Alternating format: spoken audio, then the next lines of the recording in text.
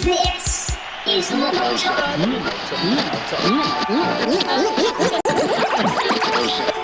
Today, I consider myself the luckiest man on the face of the earth. Little roller up along first, behind the bag. It gets through Buckner. Here comes Knight, and the Mets win it. He loops out to left field. Going to be a tough play. Jeter on the run, makes the play, and flies into the stands. Pressure from Thomas off the edge. Eli Manning stays on his feet. Airs it out down the field. It is caught by Tyree. Everybody wants to know. As walks it away. And it's in deep to left center. Andrew Jones on the run. This one has a chance. Home run! Mike Piazza, and the Mets lead 3-2. Anthony, met by James. Carmelo Anthony with a big bucket. Show me how you do that trick. He struck him out. It has happened. In their 51st season, Johan Santana has thrown the first no-hitter in New York Mets history. Lost and lonely, yeah, just like heaven. And now your host, Anthony Graziadei.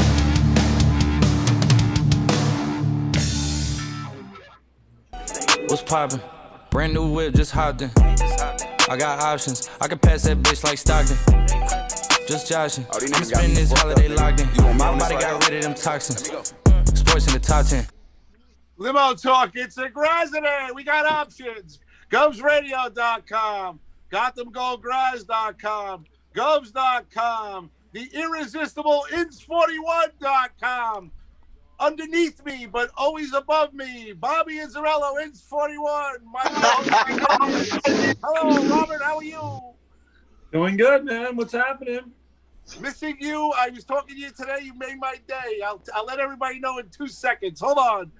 Also here, hanging out with me, hasn't done a thing in a year. Board up extraordinaire, Don Pardo wannabe, Richard Zarelli. Hello, Mr. Zarelli. You're still mooching us off us, aren't you? How are you, Rich? I am loving the mooch. That is for sure. I'm doing well. I love to mooch off Graz. It's a rare occasion that it happens. It's not quite also accurate. Joining us tonight is the glue behind Limo Talk for the last 11 months, Michael O'Toole from the Work with Mike and Pete and Steve. Hello, Michael. What's up? How are you? All right. I was waiting for the song. What's up? Listen, we've got a fun-filled show tonight. Board up extraordinaire when he ends up coming away at parking. Where are you right now, Rich? You driving? I am. As you can see, I am shedless tonight. I have shredded the shed for the evening because, as you know, on the old Camp North Star thermometer, it's reading about 19 degrees with a wind chill in the single digits. So I am going to a undisclosed warm location to do the show, soon to be discovered. They have now created a Zoom shelter for those who have no heat. So you left the Z shed, right? Yes. And you are going to a warmer climate, a warmer location to do the show from. That would be a Zoom shelter. Okay. I cannot believe what I'm hearing. I am going to a Zoom shelter. It is local. It's in town, and he's gonna do it from a bar. He's going to the he's going to the Farmingdale Green Dog shack. He's gonna sit there. He's gonna sit there with the socks and the cups and the catcher's gear. And the L screen. I am. I'm pulling a Bobby Inns, and I'm going to the Farmingdale Baseball League office to do my show. Do they have Wi-Fi there? Absolutely. Wow, there you go. There's probably nothing better. I'm sitting at home. I stayed home tonight because you know why I stayed home, Rich? Why? All right, guess what? Because it's too fucking cold out to go out. So we have this thing in my house, which we have a thermostat, and I turned it up to like 70, and I'm pretty warm in here. Nice. Meanwhile, your shed needs to get some of those heat blower things, and maybe we could all chip in for that. But by the time it arrives, from the order, it'll be spring. Yeah. But I have a strong thermostat in the windshield. office. We have Farmingdale Baseball League office is heated. I'm going to a heated office with a thermostat. Well, there you go. But the wind chill will blow right through that plywood barn. So no matter how many heaters you throw on there, you're gonna be freezing your tuchus off. I'm not. The shed was not an option tonight. Yeah, it's pretty chilly out. I just came home. I was outside before we went to a 90th birthday celebration. Ah, well, happy Mazel birthday, tov. Bob! Happy birthday! Yeah, I look pretty good, right? Look fantastic for 90. Thank you. The only age I really do look good for. But how was the why I depression? tell people, I'm like, always tell people you're older than you look. Don't tell people you're younger than you look, because it's you're just making yourself look bad. So if I say I'm 74, I'm all right for 74, right? You look great for 74. Jesus. Thank you so much. That's fantastic. I appreciate that. What's the secret? What's the? I fuck you. The secret is having a heat situation, in my home. Thermostat. A thermostat with these things called radiators. That's crazy. Those are modern conveniences of the 21st century. It's such a cool thing. It was back in the days before, Joe Biden, when he lived in the wooden shack, they came out with it, and he decided everyone must have this. So we all have it now, and it's really, we've come a long way. Rich doesn't have it in his shed, in the Z shed. So we got to work out a way to get it for him from all the funds we've amassed from the Limo Talk war chest. Yeah, about $6.22. Right. Oh, so no. we'll chip in. We'll get him. So we can probably get him a decent Bunsen burner. There you go. Get him one of those little camping lantern things you cook like a hot pot on. Like a similar to a Bunsen burner. We can get him to toast up for about 3-4 minutes tops. But if we get him a case of those, you can get almost an hour out of it. You just have to sit there and eat the whole time because you need like hot food in your body to stay warm from the inside. Well, you could toast marshmallows on the Bunsen burner. There you go. Man, I was thinking like a nice plate of eggs and bacon. Cook Why it up not? nice. Yeah. Hey, treat you know yourself. What? If you shoot high, you're gonna hit somewhere in the middle, and that sounds like the middle to me. All right, let's say hello. Let me say hello to our Southeast correspondent, Greg DiFilippo. Hello, Greg. How are you? Good. Good evening, gentlemen. How are you? Good evening. Good evening. Let's say Mr. O'Toole. Andrew Mr. O'Toole says hello. Gina Kajemi Coffin, Nikki Singh, Greg DiFilippo. Hello, Greg DiFilippo. Hey, guys. Jeff Bosey and his new website, jeffboseysucksass.com. Ooh. We'll get to that later. All right. Oh, boy. And, Jeff, send it to me. I'll put it on there right now, baby. Joe Croupier. Say hello to Joan. How are you, Joan? Hi, Joan. Hey, Bobby, I think that's the problem. I think the Limo Talk war chest was spent on buying websites for Jeff Bosey.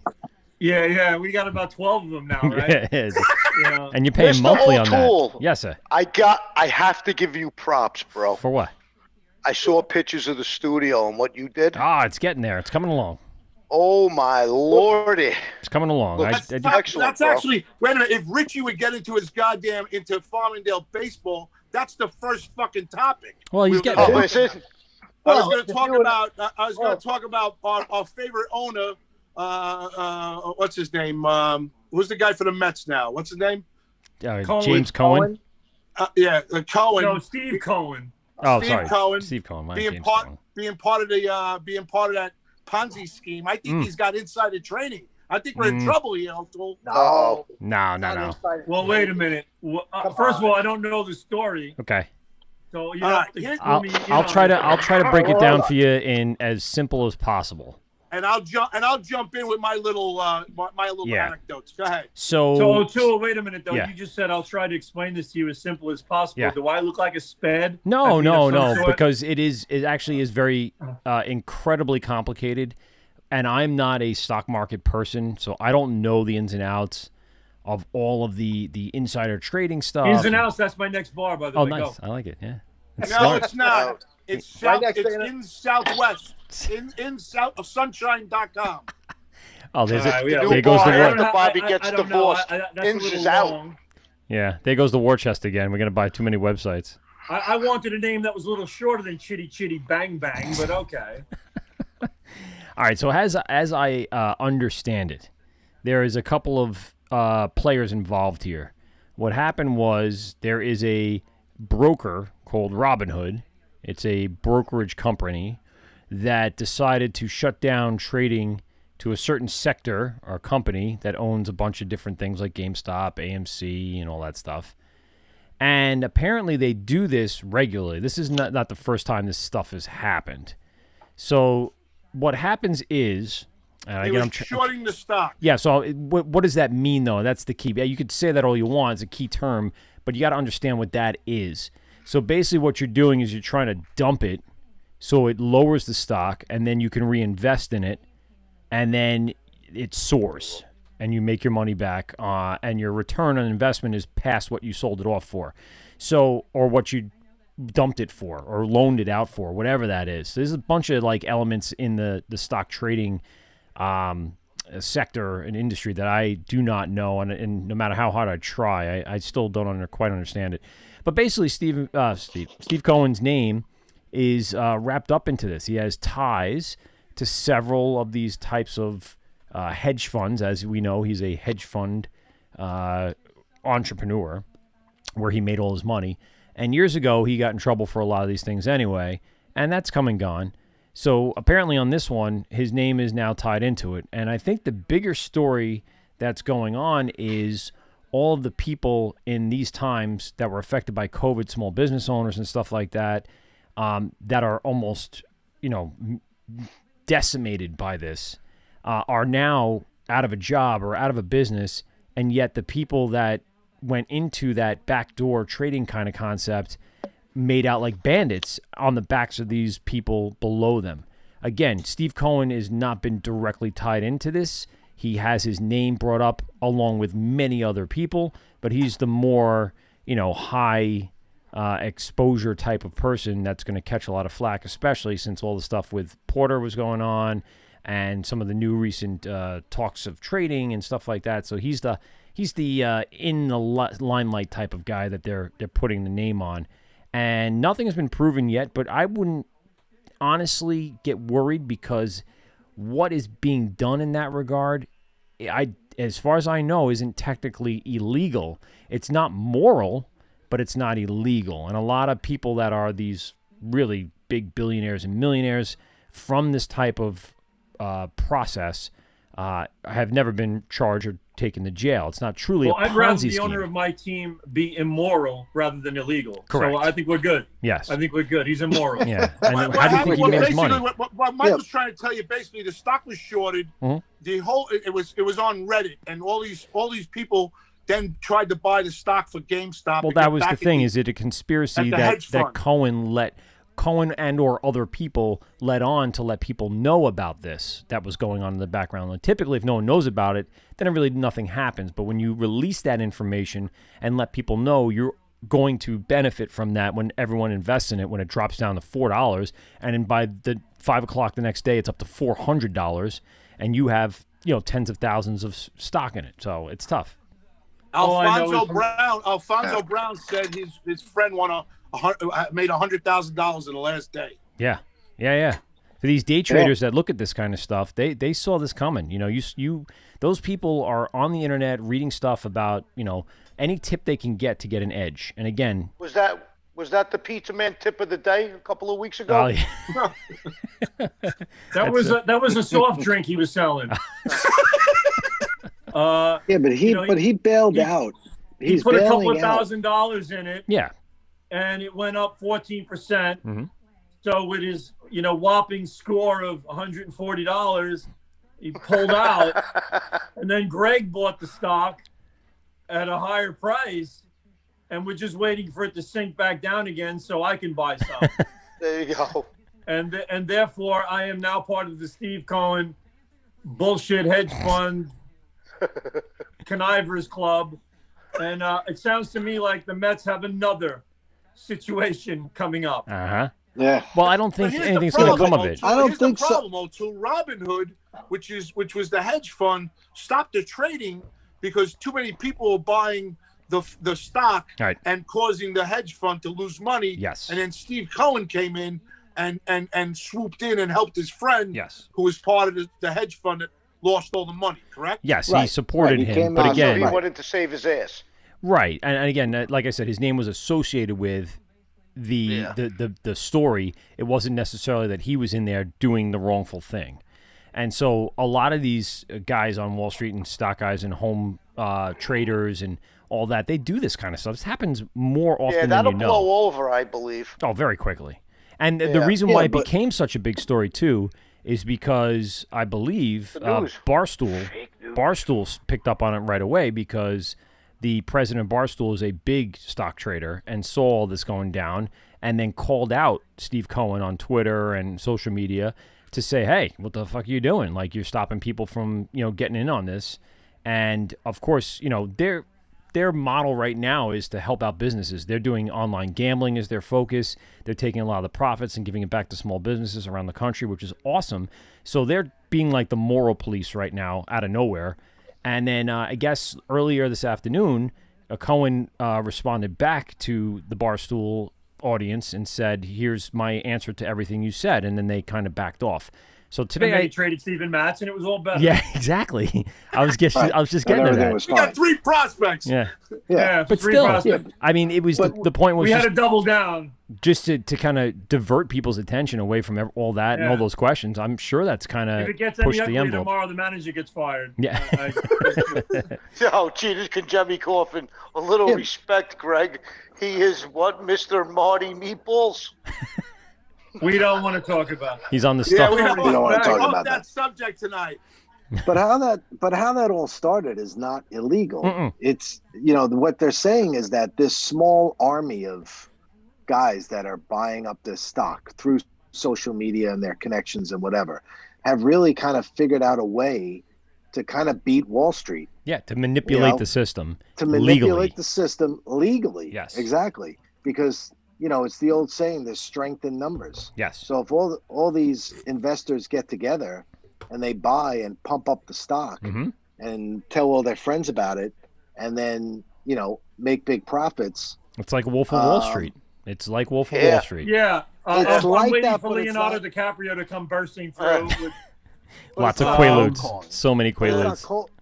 But it's not Wolf of Wall Street because that's illegal. Right. Because they're not Right. cold calling anymore. Correct. They're just all buying at one time. But they also to pump it up. So the thing is, like, is insider trading illegal? And that term's used a lot. And that's what's going on, is that within these sectors and groups online and across the country, they're doing these things, and it's completely legal because they're in a bubble. And it's not like they're, like you said, cold calling people randomly and getting to pump it up that way. They're all in on it. They're all taking their own risk in doing that. So technically that's legal. Is it right? Yeah. Probably not, but it's definitely legal.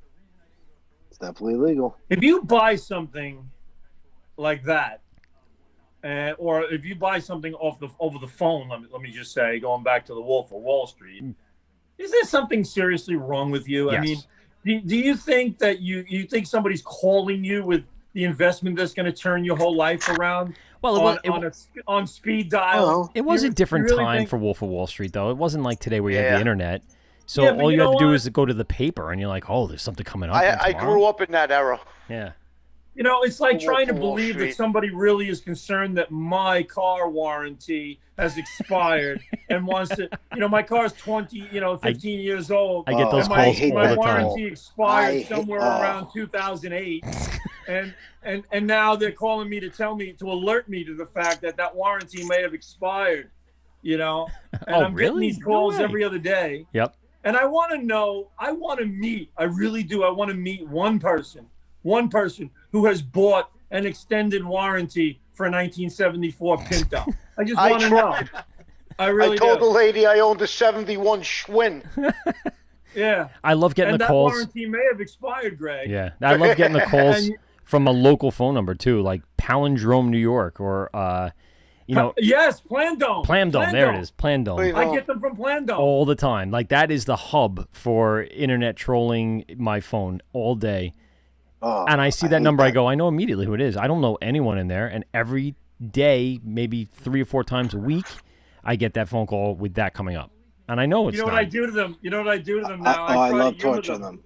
Yeah. I try to humor them a little bit, and I want to make them feel that like they're actually getting somewhere with me.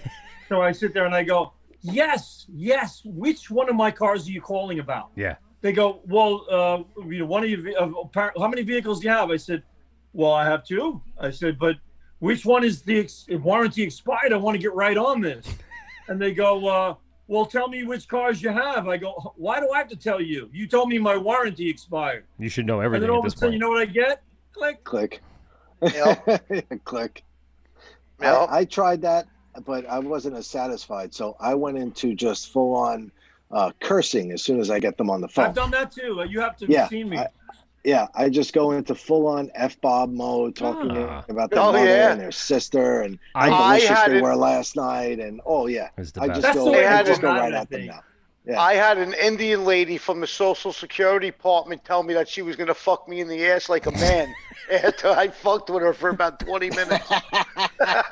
Greg? What? Greg, how do you get someone like that? I mean...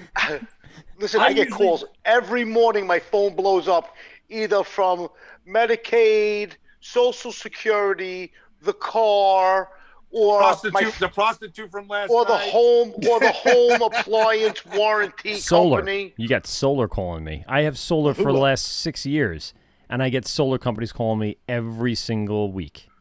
I got this lady called me last week. This is no bullshit.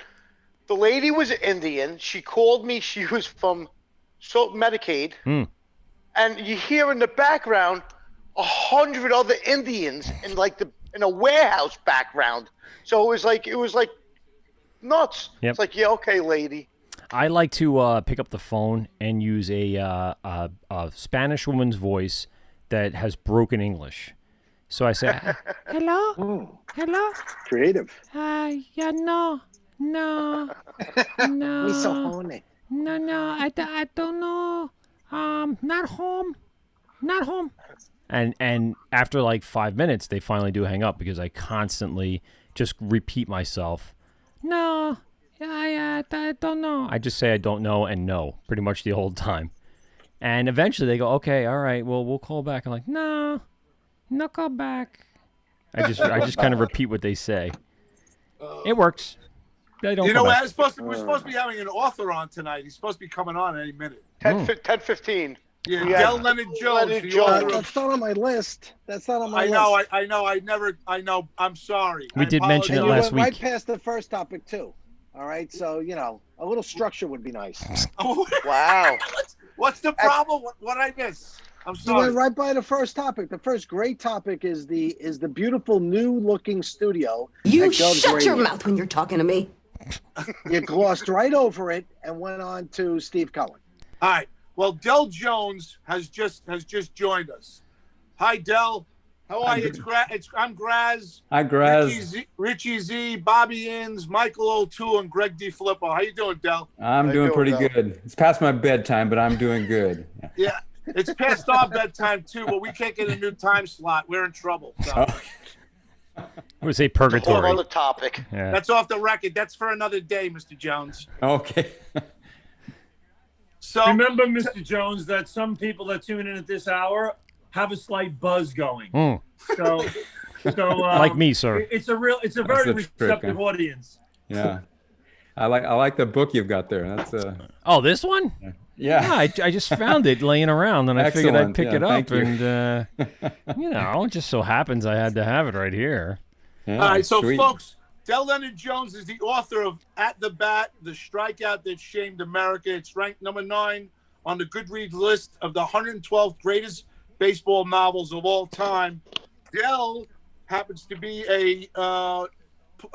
nominated for the Pulitzer Prize in the last few years, correct? Is that right, Dell? Yeah, about 10 years ago. It's recent enough, don't you think? It's a few years to me, yeah. At my age, that's a few years, yeah.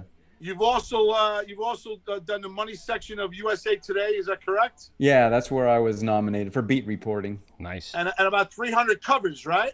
That's correct. Wow. All right. So tell me about the poem and let's go. Tell me about it. And Bobby's the one I want you to ask the baseball questions to. All right. Okay. Well, I'm assuming everybody knows the poem and everybody knows the ending, right? Mighty Casey strikes out. Mm. It was Correct. It was actually written in 1888, and it first appeared in the San Francisco Examiner as what they called at that time filler. Back then, newspapers didn't have wire services and stuff, and so when they had a piece of white space at the bottom of a page, they would slap in a recipe, or in this case, just a poem, and it was written in such haste that the original version, which I was able to get my hands on, I got the microfilm of the San Francisco Examiner. Cool. It was written in such haste that Jimmy Blake, who was one of the weak hitters that was ahead of Casey couldn't come up and hit the walk-off home run with 2 outs because there were 2 really weak hitters in front of him, and one of them was Jimmy Blake, and he was Jimmy in one stanza, and the next stanza he was Johnny. So they had to. In the future, like any version of Home you get now, it's been cleaned up so that it remains Jimmy Blake. But the original version, it was hurried so much, slapped in there. In fact, the poem they called it huddling at that time. The poem was squeezed in. The typesetting was so squeezed you can hardly read it because they had to squeeze it into a smaller space than it belonged in. The society was kind of, if you go back to 1888. There was no radio. In fact, 1888 was the first time Heinrich Hertz developed a workable wireless radio, and it took quite some time for that radio to come out. So this poem was kind of set in a time where really newspaper was the means of communication throughout the country and the world. And so the words on paper meant so much more than they do today because of all the other technology involved. How did the Casey at the Bat poem affect society after it was kind of discovered and almost like became viral for the time? It actually became viral for the time when an actor named DeWolf Hopper, he was kind of a low-life actor in New York, wasn't very well known, but he did stage work, and he went on stage. He was going to go on stage one night, and there was it happened to be a baseball team in attendance. And so he was looking around for something interesting to do in front of a baseball team, and somebody handed him this poem out of the newspaper. This was about 3 months, I think, after it appeared in the newspaper. And being an actor, I guess he memorized the poem backstage, went out there and recited it on stage, and this baseball team stood on their seats and cheered. They loved the poem so much. And so DeWolf Hopper said he had something there. And so he ended up reciting that poem 10,000 times on stage. And actually, there's actually a recording, not of the original time he recited it, but he recited it so long that he actually got to the point where it was recorded. And you can still hear DeWolf Hopper recording of Casey at the Bat, and it's very hammed up. The mighty Casey, if you listen to the recording, it's like nothing you would hear today, but it's like very vaudeville and overdone. No, that's the way the acting was at the time, I would imagine. Just trying to kind of bring life to something as opposed to having a medium to bring it to life, like we said, like radio or television or anything like that. Now, Del, don't get mad at me, but I haven't read the book yet. And that's all right. I actually, don't get mad at me again because I just printed out all the information because I've been working all week. But what I'm going to do is I'm going to go to Michael's house, knock on his front door, and I'm going to steal that book, and I'm going to read it over the next couple of weeks. Sounds good to me. Graz, let me just tell you something. They probably have made other copies where you can buy your own. You don't really have to go steal Mike's. Del, you have an extra copy you can mail me? No. Yeah. Oh, sure. Yeah. So email me your address and I'll send you one. There you go. How did you find us? I know you reached out to me on LinkedIn. Is that how you found us? LinkedIn, yeah, I'm on LinkedIn a lot. I find it a valuable place to make connections. It's my favorite social media. You know, I have like Facebook account and that kind of thing, but that's mostly for friends and family. But when I'm trying to find professional people, I found LinkedIn as like really valuable. And you found Graz there? That's crazy. There's no way. So now wait, question number one. Are we going to be friends on Facebook? I'm like family now, you know what I'm saying? Yeah. Sure, why not? Yeah. Because I want to share it on the show. We get a couple more views, you know what I mean, Del? Yeah, if you can put up with my posts on Facebook, yeah, I'll let you friend me. Yeah. And then also, how about this, Graz? You can actually post a link to buy the book on Amazon, so any of our listeners can go right to Amazon and buy the book. It's not super expensive. They can get it via Prime. It comes within a day or two. So last week when we were talking about, we announced that you were going to be on the show tonight, I immediately went to Amazon and bought the book. And I got through, I'm going to say, roughly about a third of the book in a week between my job, my family, and everything else that's going on. I did carve out some time to read it. And immediately I had to go backwards after the first, 10 pages. I had to go back and read the poem again just to remind myself of the moment where that ended and this book starts. So tell us a little about the timeline for the audience, how this book starts and how it goes through the rest of the pages here throughout the chapters. Yeah, I couldn't do an entire novel on the game itself, so it kind of goes back and forth. There's I would say probably 6 or 7 chapters that are actually at the ball game, but I couldn't write it all in one order, like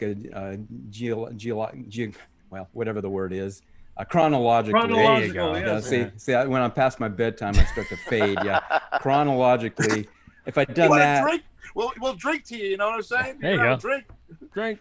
If I'd done that, I would have gone through the game in 5 or 6 chapters, and now I had to go on to the rest of the book. And so I kind of go back and forth, where there's chapters before the strikeout. There's chapters at the game itself, and then there's chapters that happen after the strikeout. And the part that's my imagination primarily is the stuff that happens before and after the strikeout. So I found it interesting. My dad's 78. He's always told me stories about when he started going to the ballparks back in the 50s and 60s.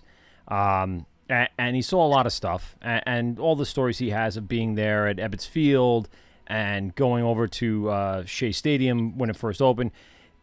Just the difference in culture. So when this story or so was going on back in the 1800s, society was so different, and there was a lot of talk about, especially in the early chapters, talking about the umpire fearing for his life. Basically the mob of the audience or the opposite baseball team that had won would kick the shit out of people. This is one of these things that if you saw that today, if you saw, Bobby Valentine running out and just walloping the ump, he'd be out of the game forever. What was it about this time that kind of allowed this to happen and allowed people to kind of be violent towards people that are just trying to keep the game, as classical as possible? Yeah, it was an entirely different time. In fact, I went back and read bunches of newspaper articles of just game stories back in that time. And to start with, just about half of the stories were just blaming the umpire for the loss. If the team lost the game, the story was all about how the umpire had messed up. That is true. The umpires do cost the game every time I play. Yeah, they do. Yeah. They do. Yeah, but it cost me quite a few. Yeah. Didn't they want to kick the crap out of the umps? Yeah, well, that's the other thing is. Roz, are you on 10-second delay? I mean, that's what we're talking about. Del, hold your ears for a second. Del, hold your ears. Bobby, go F yourself. Thank you. Very respectful. There is an updated version of Casey at the bat. It's called Carlos Gets Caught Looking, and that was 2006. And he didn't even swing the bat. There was no swoosh. Nope. There was no nothing. He just stood there with the bat on his shoulder. And that's a game where you can blame the umpire if you want to. But didn't Casey swing and miss? On the third strike. On the third strike, yeah. The first two were called, yeah. Right. So it's the anti-Carlos story. Yeah, well, in my book, I take liberty of saying Casey basically swung at a bad pitch because he had 2 strikes on him, and he he had to protect, and he swung at a bad pitch. But getting back to the situation of the umpires in those days, they didn't have the power to eject a player. They did have the power to fine managers and players. And so that was a pretty strong power. They weren't making that much money in professional baseball then.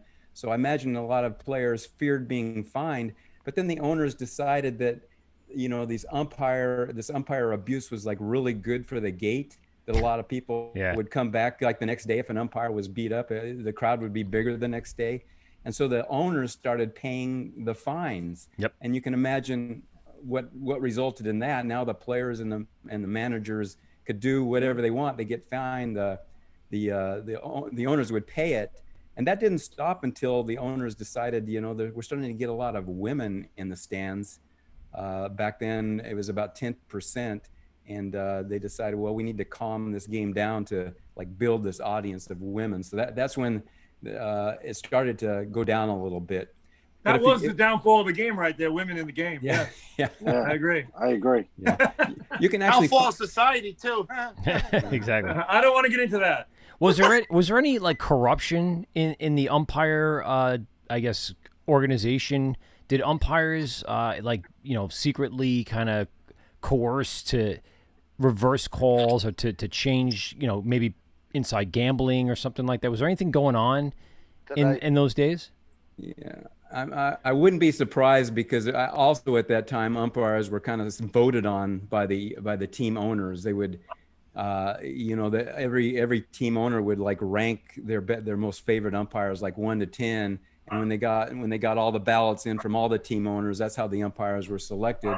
So imagine if you wanted to be selected back then, you were probably leaning toward being a little bit of a homer, so that whatever owner. But there's only been one major league umpire ever kicked out of baseball, and that was in that time period. His name was Dick Higham, and he was kicked out essentially for gambling.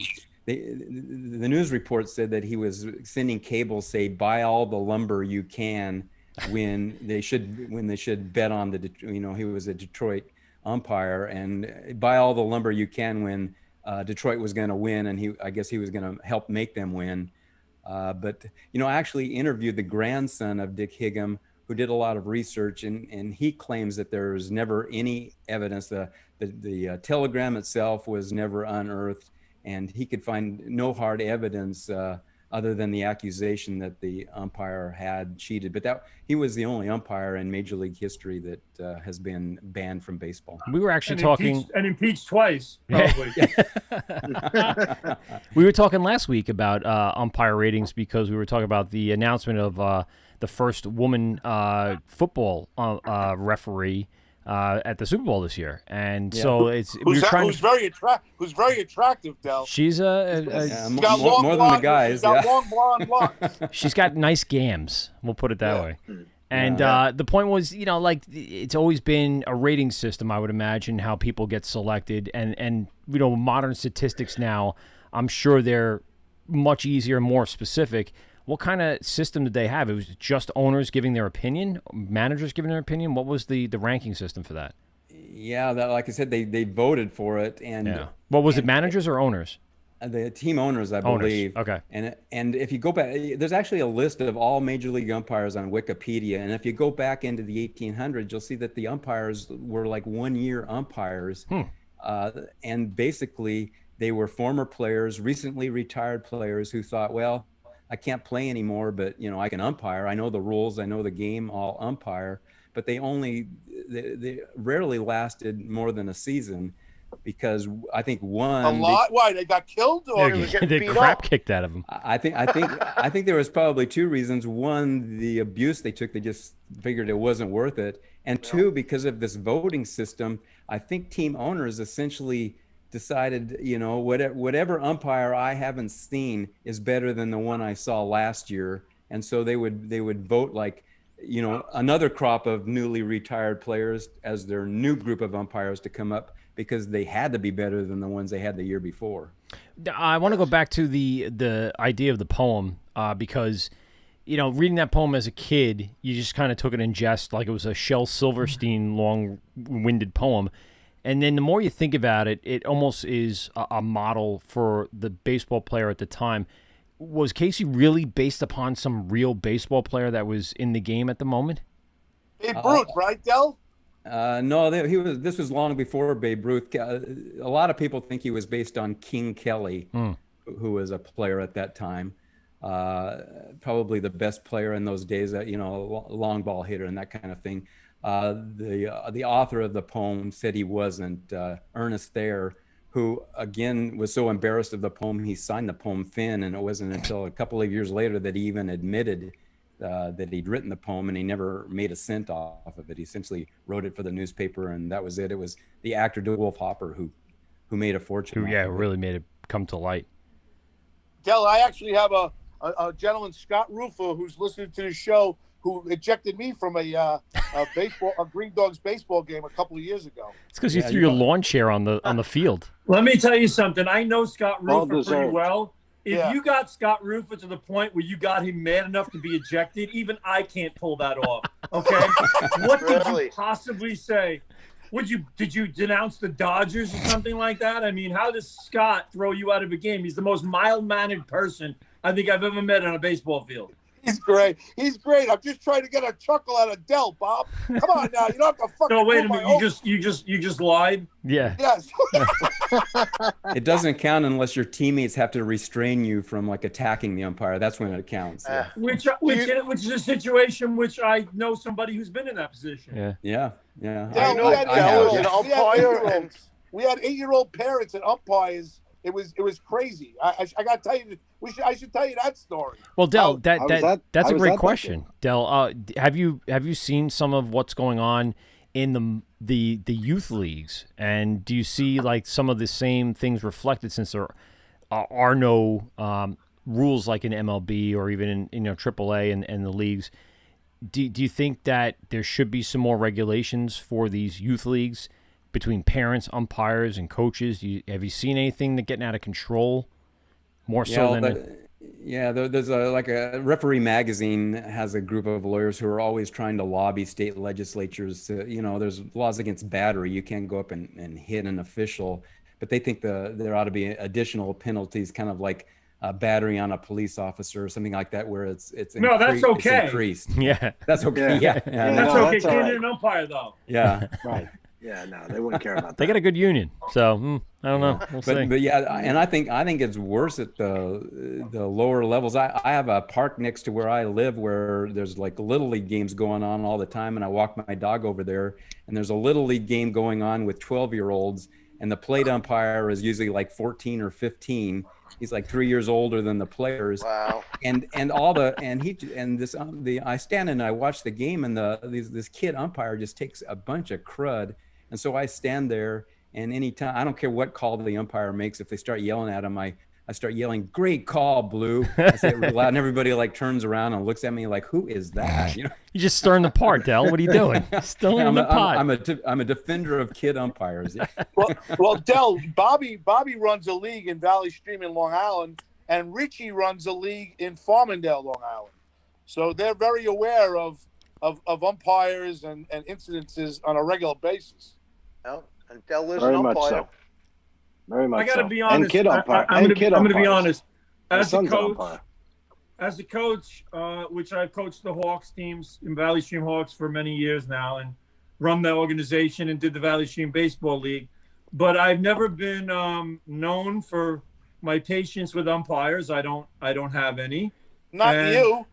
No, and the thing is, my biggest problem with umpiring is the fact that most of them lack training, and most of them don't have any concept of how to apply the rules of the game or how to even try to come up with a feasible strike zone that, it's just so inconsistent, and it's frustrating for a kid who's playing to when you tell a kid, listen, don't swing at a ball over your hands, don't swing at a pitch over your shoulders, and then the umpire's calling it a strike. And when you start looking like an idiot for trying to train this kid the right way, well, then hell, I'm going to start cursing my head off. Yeah, I Dale, mean, you're an umpire. I do primarily. I do fast pitch softball. My daughter was an athlete as well as my son, but he was smaller. He's a rock climber. But yeah, but when my daughter left, I stayed primarily in the fast pitch softball game. But it's the same thing in the strike zone and everything. Yeah. Strike zone, it just frustrates the hell out of me. It's almost like they're flipping a coin behind home plate. And, you got, especially when, you can always tell when you're umpiring a game who the kid who's pitching's father is. All right. Right. Because suddenly That's the true. guy who didn't say a word the entire game is now on every pitch. That's and correct. He's got something to say. And only on one pitcher too. Yeah. Right. When And the then other when that pitcher kid comes is out, he's gone, quiet. Yeah. Yeah. When that kid is gone, he suddenly doesn't care about the game anymore. That's correct. But, that's unfortunately the truth. But I umpired also for about 5 or 6 years. Okay, you know what it's like then. And I try to tell my kids playing now, I go, listen, trust me when I tell you this. You are never going to find an umpire or many umpires that are totally fair. I mean, they really just want to go home. They really want to. In the late innings, if they're being unfair, that's true. It's a game without a clock. Especially if the game isn't very good. Yeah, if it's a blowout game or something. And the kids ask me, and they go, well, why would you say that? They're not trying to be fair with us. I go, no, they're not. And they go, how do you know? I says, because I did it. If I'm at a game and the other team can't hit worth a damn, and they got a decent pitcher on the other team, I want that game to be a run rule, and I'm going to do whatever I can to make it a run rule. Okay, I'm sorry, and I just don't want to be there. I'm sorry, and I'm being honest. Yeah. Because I don't want to admit that to anybody who's paying me money, but the point is, You just did, I think. Yeah. no, but I don't do it anymore, so I don't care. Okay. But the point is, I can't have been alone in that sentiment. I could not have been alone. So I know there are umpires out there that just don't really care, and they just want to get their money, get the hell out of there, and they will make up their, a false strike zone or whatever, and call people out. I've gotten plays, you get a play at first base, it's a bang, bang play at first base, and they automatically just call everybody out. Yep. So you're telling a kid to hustle down the line, he knows he beat it by half a step, and the guy just goes, and you're like, come on. The kid That's why beat it. Roofer ejected me. Dale, when they make the call before he's even at the bag, used to drive me crazy. Right. And especially during like a double play or even a play at first. The umpire, he's got his hand up already. The kid didn't even get his foot. The ball didn't even get there, and the foot's not even near the bag, and the guy's making the call, before the play even happens. Right. Because he's just a sign of an inexperienced umpire. Yeah. And the trouble is, it's even the experienced ones, even though you see experienced ones calling before the play. Anticipation. Before the play, because they anticipate, he's going to be out. Yeah. We're corrupt here in Farmingdale, Del. Long Island. Long Island. I mean, throw the kid at 20, you got a lot of strikes. Well, even if you're corrupt, you can get your timing down and make the wrong call at the right time. Yeah, that's true. No, that would frustrate me probably more than the strike zone. Strike zone, I think, is so arbitrary to who's behind the plate, and the problem is, and no, it shouldn't be. It should be consistent, but that's not reality. Every umpire is different. They're going to have a different view. And my view, and probably your view, I would think, as a manager, standing in the dugout is always, you can see the up and down, right? You can always see the high-low of the pitch coming in. I could understand if it was on the lefty batter's box, if I'm on the first base side, but it's hard to see if it's outside, on the outside corner to a lefty, or inside to a righty. You know what I mean? It's very difficult to see that view. So it's hard to argue. If it's Well, close. if the pitcher's lunging for the ball, it's off the plate. Yeah. Yeah, but if he's I was always taught, and when I went to my umpiring but I watched training, the catcher. The catcher is always the dead giveaway to me. Right. Yeah, but Because you sometimes see where the is catcher positioned in a catches bad the ball. spot. Yeah. Right. Yeah, and the But if I level see of the catcher really reaching affects across that his too. body, Yeah. A good it's catcher. outside. Yeah, a good catcher, if they have a good pitcher, the catcher can actually set up, 3 inches on the outside of the plate, and it looks like the ball's drilled right down the middle of the plate because the catcher's glove doesn't move, but the catcher is set up there So somebody on the side is thinking like, wow, the catcher didn't even like make a move for that ball. It had to be and a strike. that's the untrained eye. Yeah. But the other thing is the catcher sets up way outside, hoping his pitcher throws one a foot off the plate. The kid throws one right down the middle. The catcher is reaching for it. Right. And it looks like it's a terrible pitch, but it's right down the middle. Right. I mean, so come on. I mean, it's just like umpires got to be better. And I worked for an umpiring organization that ironically was called AFU, but and it's really funny that that's the name. But bottom line is they were the best trained umpires. They really were, because the guy took the time to really tell, and he told people, he's like, listen, you can call a little bit east and west off the plate, even a ball width, off the plate, but don't call arbitrarily north and south. People from the sidelines can see that you've got a pitch up here and that it's a ball, and you're going to try to get away with calling it a strike. You're not. Yeah. All right. Then you're going to get yourself beat up like Casey's umpire would. Yeah. Well, here's what I told a coach when I was a base umpire one time, and my plate umpire was calling strikes at the ankles. I mean, they were down there. And one coach that was coaching first base would come out, and he would just like look at me and whine and complain. Like, that guy, like he's looking at me like, we can both see he's calling strikes like at the ankles. But the other coach would come out and wouldn't say a word to me, but he just had his pitcher go out and throw at the ankles. And one coach was like complaining because the umpire was throwing at the ankles, and the other one like accepted that the umpire was going to call him there and had his pitcher throw at the ankles. And so there's kind of a mentality where, I believe in consistency. I mean, if he was only calling him at the ankles against one team, that would be one thing, but you can adjust, you can sit there and complain, or you can adjust and have your pitcher throw at the ankles and make everybody ground out the whole game. Del, it's obvious you're a huge baseball fan, Del, and I know that you've been following the game. What do you think of today's modern play? Umpires, players, the way money gets thrown around. What do you think of today's baseball as a game? Well, I kind of worry that the game itself is just kind of like losing favor, and I don't know what the fix is, but it's where it was, the national pastime. It is no longer that, and I think one reason is the speed of the game. I mean, like I mentioned, I do fast pitch softball, and those games move pretty fast. And the reason I think is because there's no leading off. And so in baseball, as soon as somebody gets on first base, the game just grinds to a slow pace, because now the pitcher has to look back, especially if it's a steel thread, he's just looking back that runner for like forever. And so I don't think, you can't like really not have players lead off, but they need to find a way to speed up the game. And I think maybe just giving the pitcher a certain time, all the umpire has to do is start calling balls. If 10 seconds go by and the pitcher hasn't thrown the ball, ball one, and that would only happen like once or twice. And all of a sudden the pitchers would start working faster. They're doing that in the Atlantic League right now. They had a time clock. Yeah. And they said were they enforcing it?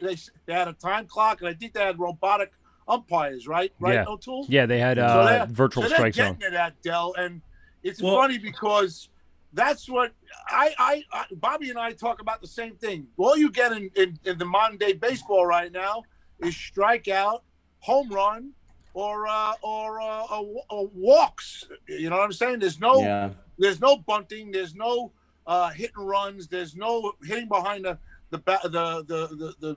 runner to try to get him to third. There's no stealing of home. It's just it's a game that's become boring. It's all or nothing. Yeah, and I think Moneyball and all that kind of did that to the game, because all of a sudden they looked at all these statistics and found out that bunts weren't worthwhile. Right. In the long run, you let your hitter swing away, because when they hit the home run, they're going to score 2 runs, and it happens often enough where bunting a runner, you got no outs, to bunt a runner and waste an out to get him down to second, just statistically. Yeah, whatever happens to get him on, get him over, get him in. Yeah. It's like those were the things. But the thing is, Tim McCarver, I used to love Tim McCarver when he was on doing Met games and stuff. And he used to talk about how, like, when, let's say, Mookie Wilson was on base and the guys start throwing over, and he would talk about how ironic it was that speed slows down the game. And here's when you get a fast runner, Vince Coleman in the day, and Ricky Henderson, Mookie Wilson, and let's say Tim Raines or whatever, Ricky Henderson. Yeah. When they got on base, the pitcher was throwing over for 10 minutes, and it got to the point where you're almost wishing as a fan, just let him steal second, please, so we can move along. Get him up. Right. And to me, there's got to be a way to address that. I understand that we're living in a fast-paced world now where, soccer has become the game because it's just constant action. I understand that, but I hate the game. I thoroughly hate that game. But baseball is a great game, I think. But it's just gotten to the point where, it's so slow. A game takes 3.5 hours now, easy. Back in 40 years ago, a game would be 2 hours and 20 minutes, But now it's just like so slowed down. I don't understand. And to me, to speed it up, I'm still trying to figure out why a pitcher can throw in a bullpen for 15 minutes and then have to throw 6 to 8 warm-up pitches on the mound when he comes in. and I got to deal with this. I got to watch this, or I got to sit there for this. So, it's just things like that really have.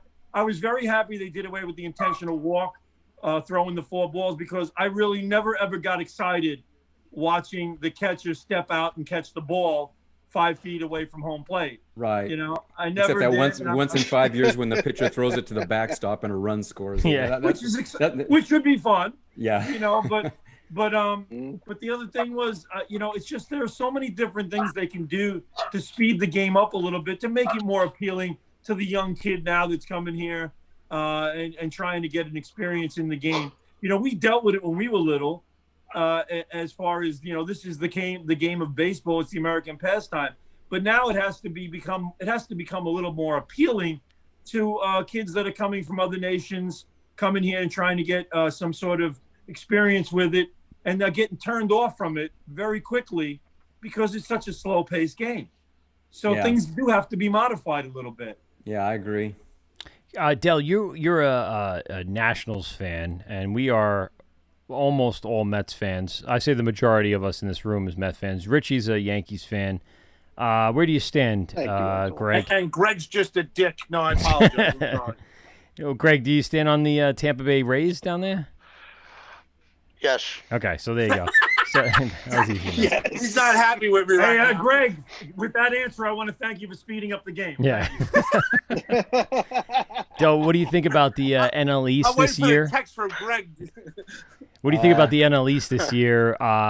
What the Nationals have done to their team to kind of get themselves ready for this season? Yeah, I don't know. It probably all depends on how many players COVID takes out, that kind of thing. But the Nationals had a great team, and they didn't go anywhere when Bryce Harper's last year. Yeah, they just like wiped out the division and fell apart in the playoffs. And then the next year when they had nothing, in fact, they were like playing way below 500 well into the season. And as a fair weather fan, I just kind of basically tuned them out because I figured, they're going nowhere. And I look at the standings like a couple of weeks later, and all of a sudden, they're not going to win the division, but they have a shot at the wild card. So I start paying attention again. And then they wind up winning the World Series in like the most exciting fashion of like never winning a home game. Yeah. It was a 7-game series and nobody won a home game. I was. So Harpo was a cancer. Harpo was a cancer. Harpo was the reason why you guys didn't win. As soon as he was gone, you guys win the World Series. It's like all the Nationals were sitting there going, hey, there you go. Yeah, I think it probably was a chemistry problem. It was kind of an ego thing on Bryce Harper's part. I did we've reached a point in Major League Baseball where guys like that we considered mediocre players who maybe had some powers, such as Dave Kingman back in the 70s and 80s, would have been considered a below-average ball player. Today, Bryce Harper's putting up those kind of numbers and getting top dollar for it. He's a sexy man, too. That's why. Yeah. Dave Kingman, actually now I've gained some appreciation for this guy because he was hitting incredible mammoth shot home runs at a time when it wasn't the most normal thing to do, and now he'd be making $30 million a year. Yeah. And I'm originally a San Francisco Giants fan. Those are my two teams, so I remember Dave Kingman very well. Yeah. The Mets got Dave Kingman for like nothing, and the Giants didn't want him because he really didn't have any kind of glove, and he certainly struck out a lot. Yep. So now that's today's ball player. I mean, that's what we got. Are you still following the Giants now? Is that really the kind of? Yeah, although there's not much to follow there. I mean, they had their day there for a while. They were like really doing well, and then all of a sudden they just fell off a cliff. So both my parents grew up in the Bay Area. Oh, okay. Many You're years. in Fairfax, right? Fairfax, years. Virginia? Yeah, I live in Fairfax. You know, familiar with this area? Yeah, my parents. Oh, I am. My aunt lives parents, there. when they were alive, we lived in Yorktown, Virginia. Oh, okay. So Joe, where are you right now? I'm in Vienna. Actually, it's in Fairfax County of Vienna, Virginia. I'm about 12 miles from Washington, D.C. So we'll pick you up. We'll go to Washington National game. There you go. We're going to a national game. We got to get through the National Guard to get to the game, though. No, that's all right. Yeah, it's funny, Bobby. You're right. When Kingman went to the Mets, he had the most home runs and the most strikeouts those 2 years. Wow. Yeah. In his career, as a matter of fact. He had 153 strikeouts in 75, and then he went back to the Mets in 82 and had 156. 2 highest years of his and strikeouts. keep in mind that Kingman never played a full season, so he always was hurt. So his 156 strikeouts would have been over 200 for a guy who played 160 games. But yeah, he played 149 games that year. Wow. Well, that was a lot for him. Yeah, that's a lot. Yeah. Del, we changed it up tonight. We're just gonna go and hang out with you and talk baseball all night. Yeah. You guys know a lot more about baseball. I know about 19th century baseball, but you guys know a lot more about present day baseball. So don't get too detailed on me. Well, with that knowledge, I mean, how much research, how much effort need to go into writing the book? This is my thing. Like, I have a couple of like stories and ideas, and not that I'm a writer, but I've done some writing early on in my life, and it's not my. Shut up. It's not my time now because of the amount of stuff I have going on between family and work and all that. Sure. When I get later to the retirement years, and I'm probably going to want to put some of these stories. What goes into writing a book? I've never really sat down with somebody and asked them, what kind of research need to be done? What kind of steps need to be taken? Did you write small passages here and there and then just try to connect the dots? Like how does that whole process work? Yeah, I'll begin with, I consider myself a good writer, but not, I had trouble. I knew I wanted to write a novel, but I had trouble like thinking of like inventing an entire story that would be novel length, which is why I did the 2 poems. My first book was The Cremation of Sam McGee, which is about a famous poem as well. Mm-hmm. And so that gave me kind of something to build a story around. And then, as far as writing, I'm a pretty slow writer. But I learned from my newspaper days that you don't sit there and like work on your lead for like, 2 hours and try to like get that polished, perfect lead. You write a rough draft as fast as you can, because then you can go back and fix. And that's the information I would pass along to anybody trying to write a book is write the dang thing. Nobody's gonna read your first draft, but you.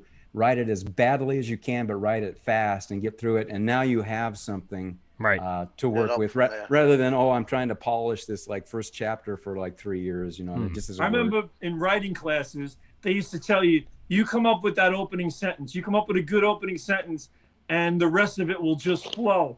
And I never could come up with that first opening sentence. And I agree with what you're saying here. I don't know if somebody taught you that or you just learned it that way. But if you just write it, then you can come up with a good opening sentence based on what you wrote. Yeah. I always got stumped at Hickory Dickory Dock. Oh, Jesus. Of course. Yeah. And the thing is just the opposite. You don't come up with a good opening sentence. To me, when you write something novel length, you have to come up with how the thing is going to end first.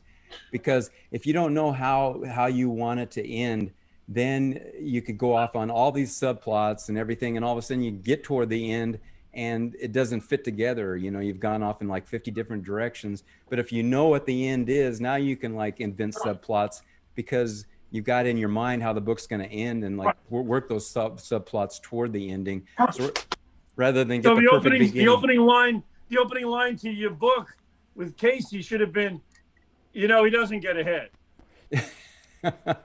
Yeah, well, everybody knows. That's another good thing about this novel is everybody kind of knew the ending, although it does. The novel has a surprise ending, which everybody kind of asked me, well, what is that? Why is it the strikeout that shamed America? Why did it shame America? But that is kind of like how the book ends, and And all I can say is I kind of like basically made the book kind of a look at heroes and hero worship. And I made Casey like I envisioned, kind of like the most famous celebrity today. Captain America. Someone that has a head case, you know, Yeah. somebody that's like really famous. Everybody worships him. It doesn't have to be an athlete. It can be a movie star or anything. And President. And how they can't keep their head on quite straight. And so that's how I made Casey. He was like somebody in the novel. Everybody just worshipped him, but he kind of like didn't deserve to be worshipped. Whereas, you know, I know you guys are all against umpires. I made the umpire kind of the quiet. I made him actually on the spectrum. That's one thing, when I wrote through my first draft, the most boring character in my novel was my narrator, who was the umpire. Yeah.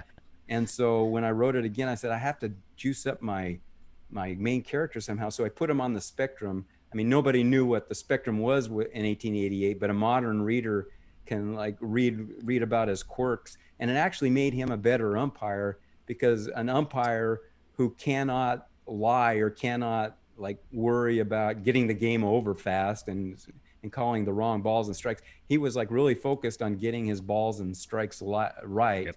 And he couldn't lie.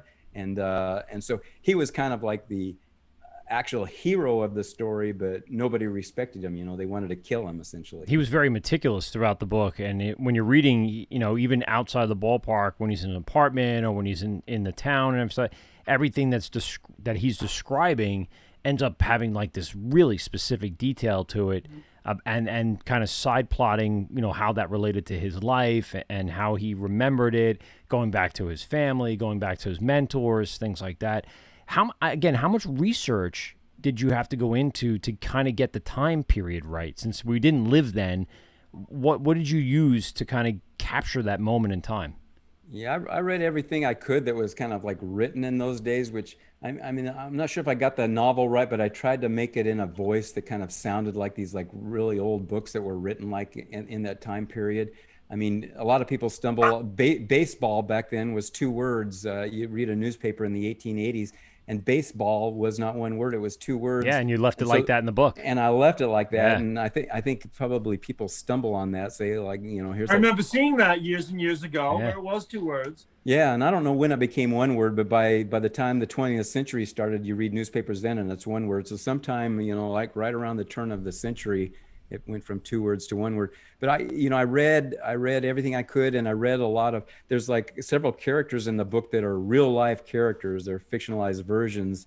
But I read biographies like Moses Fleetwood Walker was the last African American to play Major League Baseball. He played a season in 1884 until Jackie Robinson, and so in 1888, and Cap Anson's in my book too, who was well known as kind of a racist player who basically took his team and walked off the field at one time because he wouldn't play against a team that had an African American player. So he's in the novel, and the last African American player is in the novel. He's actually isn't supposed to be there, but he's pretending to be from Mexico, and he pretends he doesn't speak a word of English. And he's in the novel. Cespedes. Mouse Matthews, I'm sorry? That would be Yoenis Cespedes. And then Mouse Matthews, who I found out the winningest pitcher not in the Hall of Fame is this guy. He's like 5'5". His name is Mouse Matthews.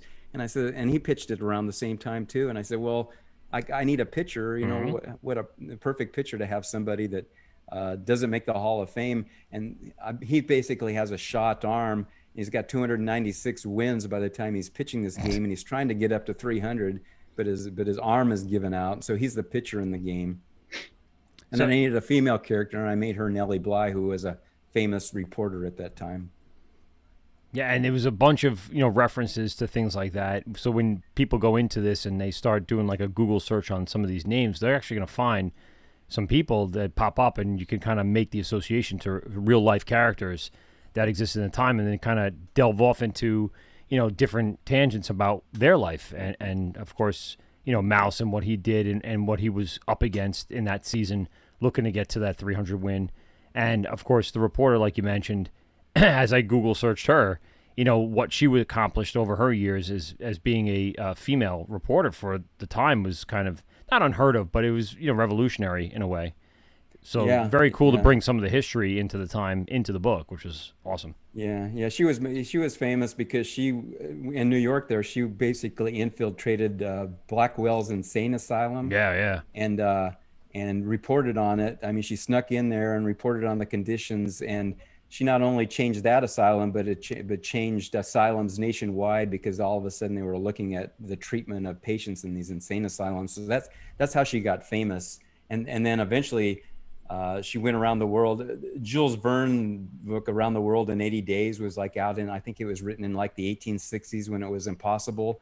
But by the 1880s, the railroads were up and running enough where it became possible to make it around the world in 80 days. And she was, as a kind of a gimmick for the newspaper, these are the days of yellow journalism, which they used a lot of gimmicks to drive circulation. And so she went around the world in under 80 days. So that's the other thing she's famous for. She was a New York World reporter. The New York World at the time was like the big, there were like 100 daily newspapers in New York at the time, and it was the most popular. I think I want you to come back on again, Del. I got an hour out. We got an hour out of you, and I want to get you for another hour, but I got so many other topics I got to get to. Anytime, yeah. Now listen, Del Leonard Jones, the author of At the Bat, the strikeout that shamed America. Again, it's ranked number 9 on the Goodreads list of 112 greatest baseball novels. How can they get it, Del? You please tell everybody. Yeah, it's on Barnes & Noble and Amazon. And I tell everybody, because the title's long, if you go on the Amazon website and search strikeout in the search bar, it's like on every time I've done it, it's like usually the first hit or at least in the top 3. So just go on Amazon, search strikeout, and you'll see the book. I think I Googled search it looks just like that. Your name. I think I put your name in there and it came right up. Or if I think At the Bat, Del, and then it was right there. So yeah. You tell Diana that when we come down and pick you up to go to the Nationals game, I like prosciutto and cheese on my hero when I come down there. All right. Yeah, all right. Anytime. Your grilled chicken and peppers. What are you doing over there? I got the first beer. I'll buy the first beer. There you go. You're gonna come when the Mets are playing? Yeah, yes, of course. I'm not kidding you. I'll reach out to you. We'll go and hang out.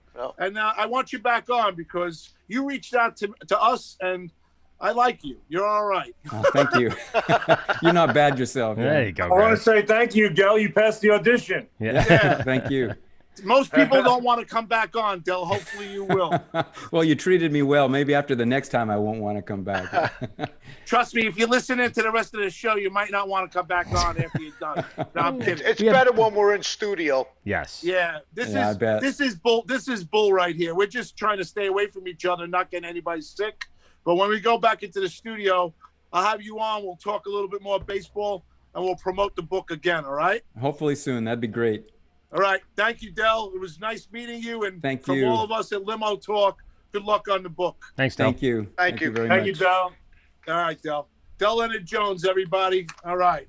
Nice job. I like that guy. So what's up, Richie Zarelli? What else is on our topics tonight? Nothing.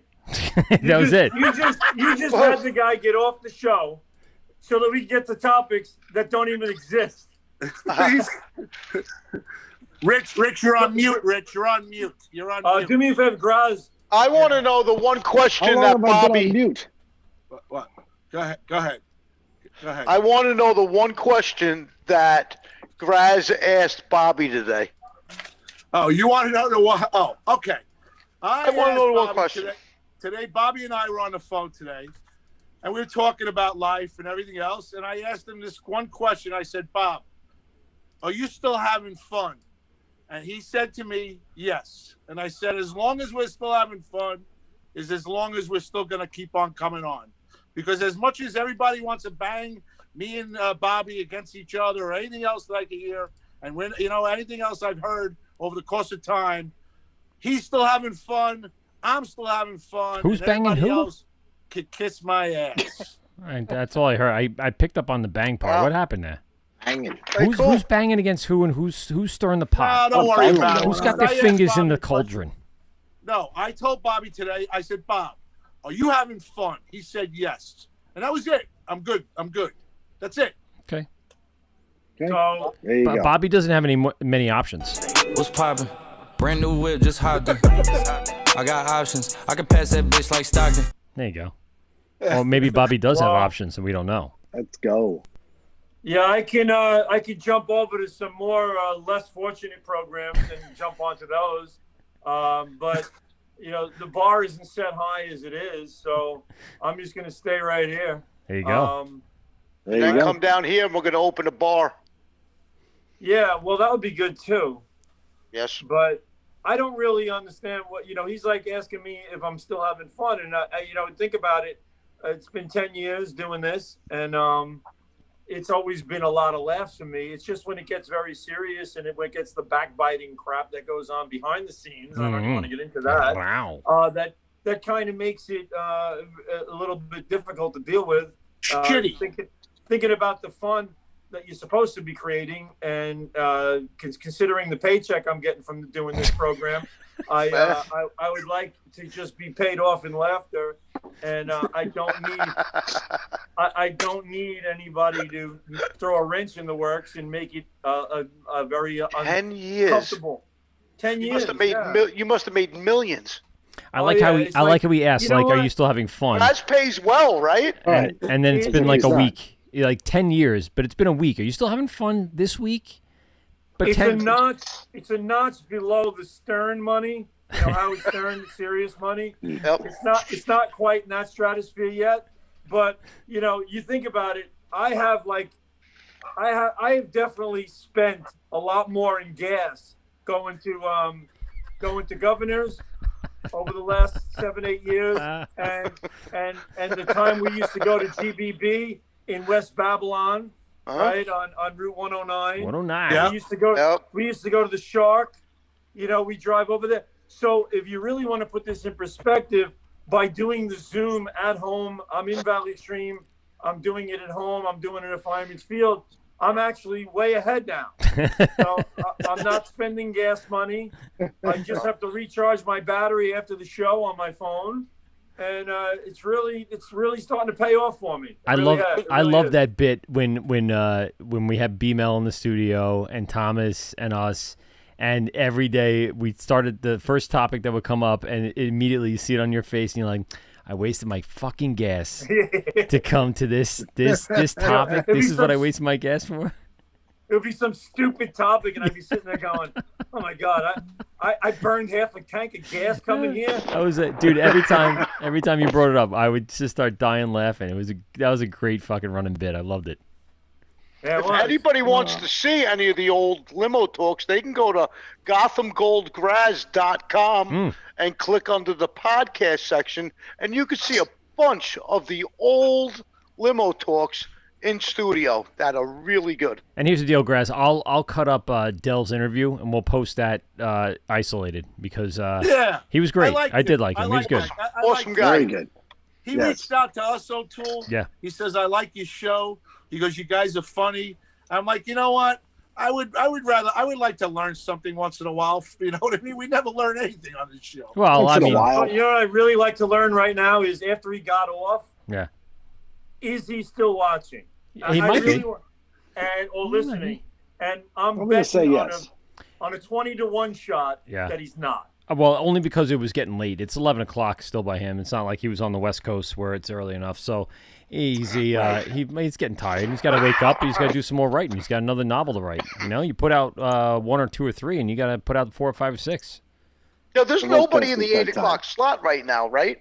For what, Thursdays? No, there's Thursdays? not. No. Why don't we go back to 8 o'clock for now? We're not allowed. And that was the reason, and that was the inspiration for the phone call today. Because I was watching, and I don't care. I was watching. I just thought something I don't know about. The Bozy Chronicles the other night, without Rich Rader. Just Bozy. Oh yeah, did you see my mini me? Yeah. And he said something, in the effect of this. He goes, "So when we come back on, and we're going to be on Thursdays, right?" And I was like, "What?" I was like, wait a minute. So I texted Graz. I was like, what, are we out? I mean, what's going on? Well, I'll say this, programming-wise, the gap was made for a show right before COVID.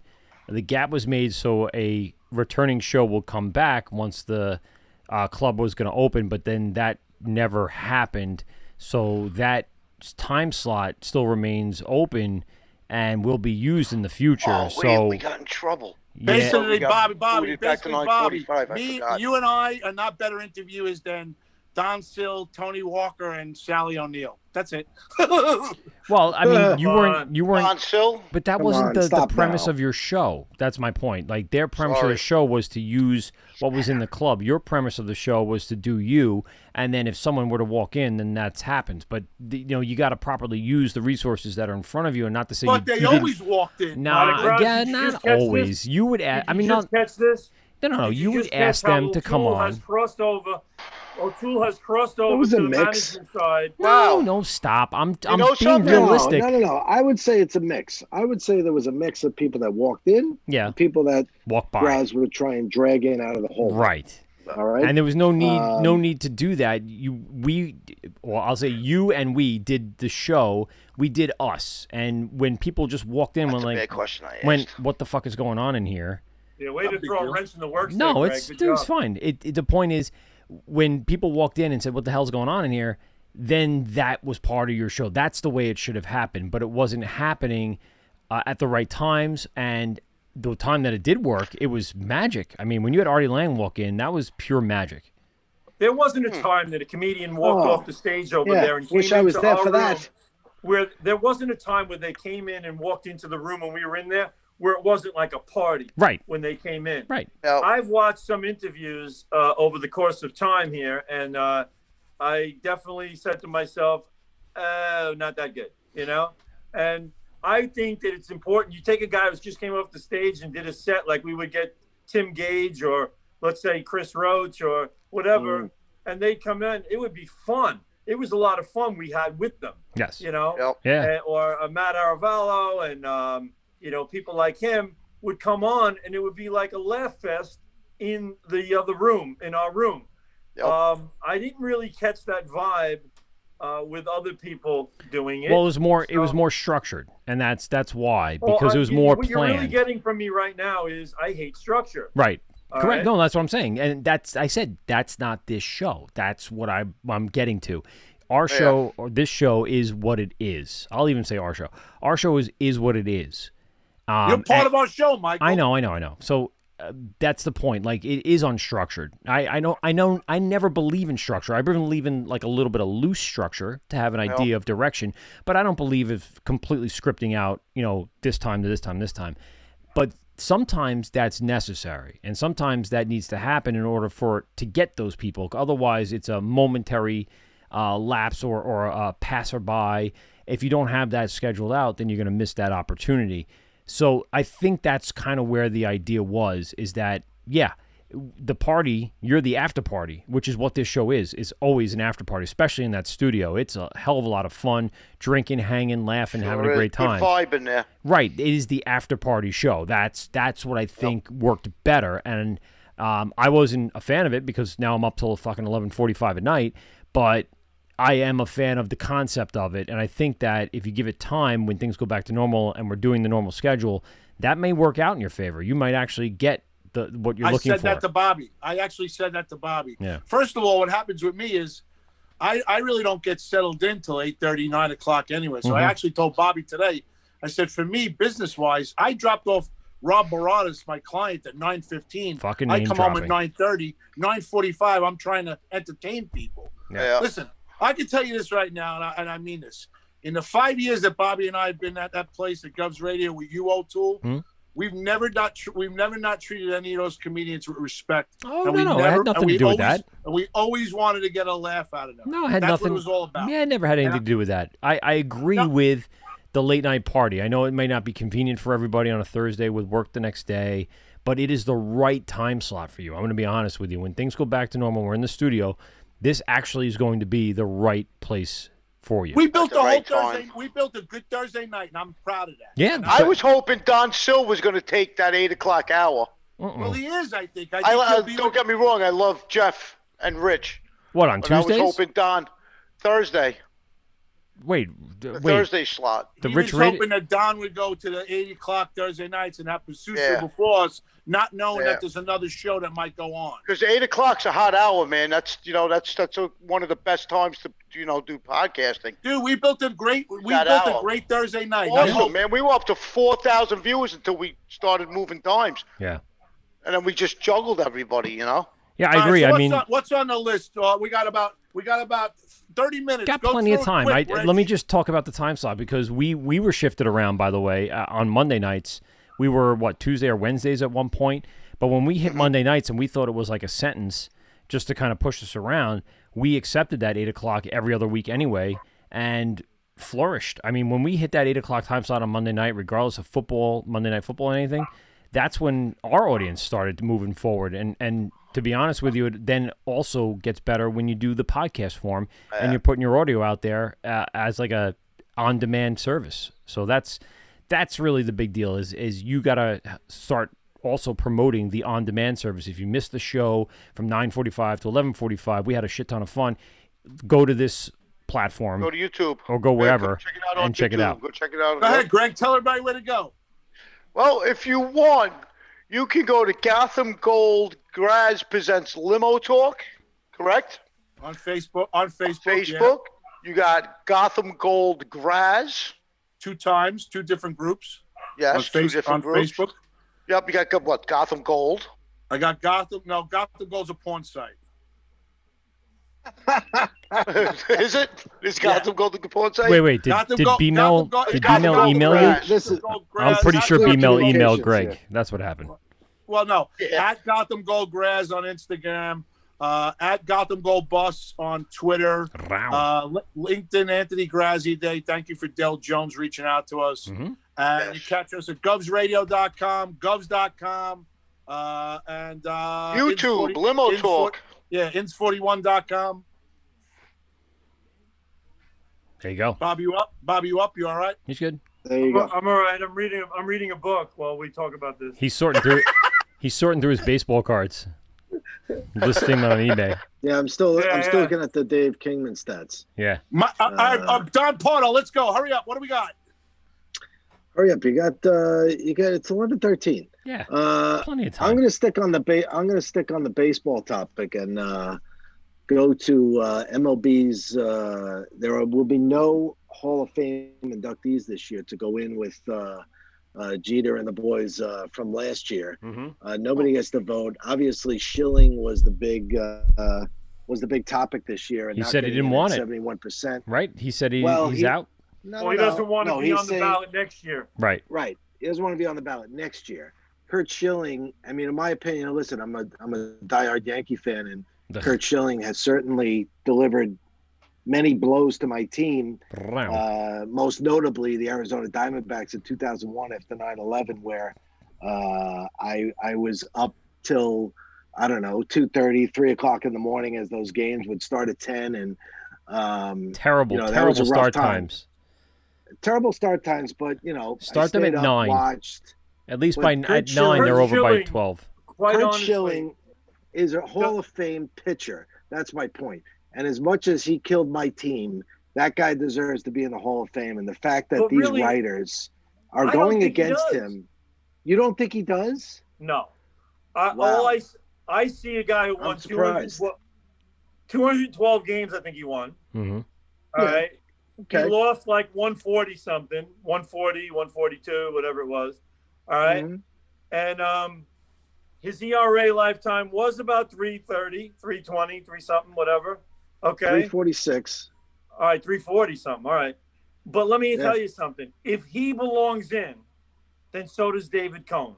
And if he belongs in, I'm with you. But I'm saying, and they've always said that David Cohn doesn't belong in. So I'm saying, if you're going to tell me David Cohn doesn't belong in, then neither does Kurt Schilling, and if Jerry Kuzman doesn't belong in, then neither does Kurt Schilling. Right. Because Jerry Kuzman was more of an impact pitcher with the Mets, or just as much of an impact pitcher with the Mets as Kurt Schilling was with the Diamondbacks or the Red Sox.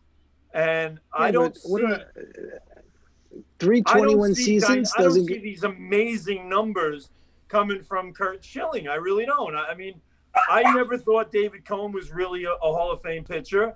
And as far as my belief that he's not, I believe that Curt Schilling also is borderline, but not. And I always go by this if I'm going to sit there and think about who belongs in the Hall of Fame and who doesn't. And my point is, if you have to think about it, you have to debate it, he don't belong. Because it should be a no-brainer situation.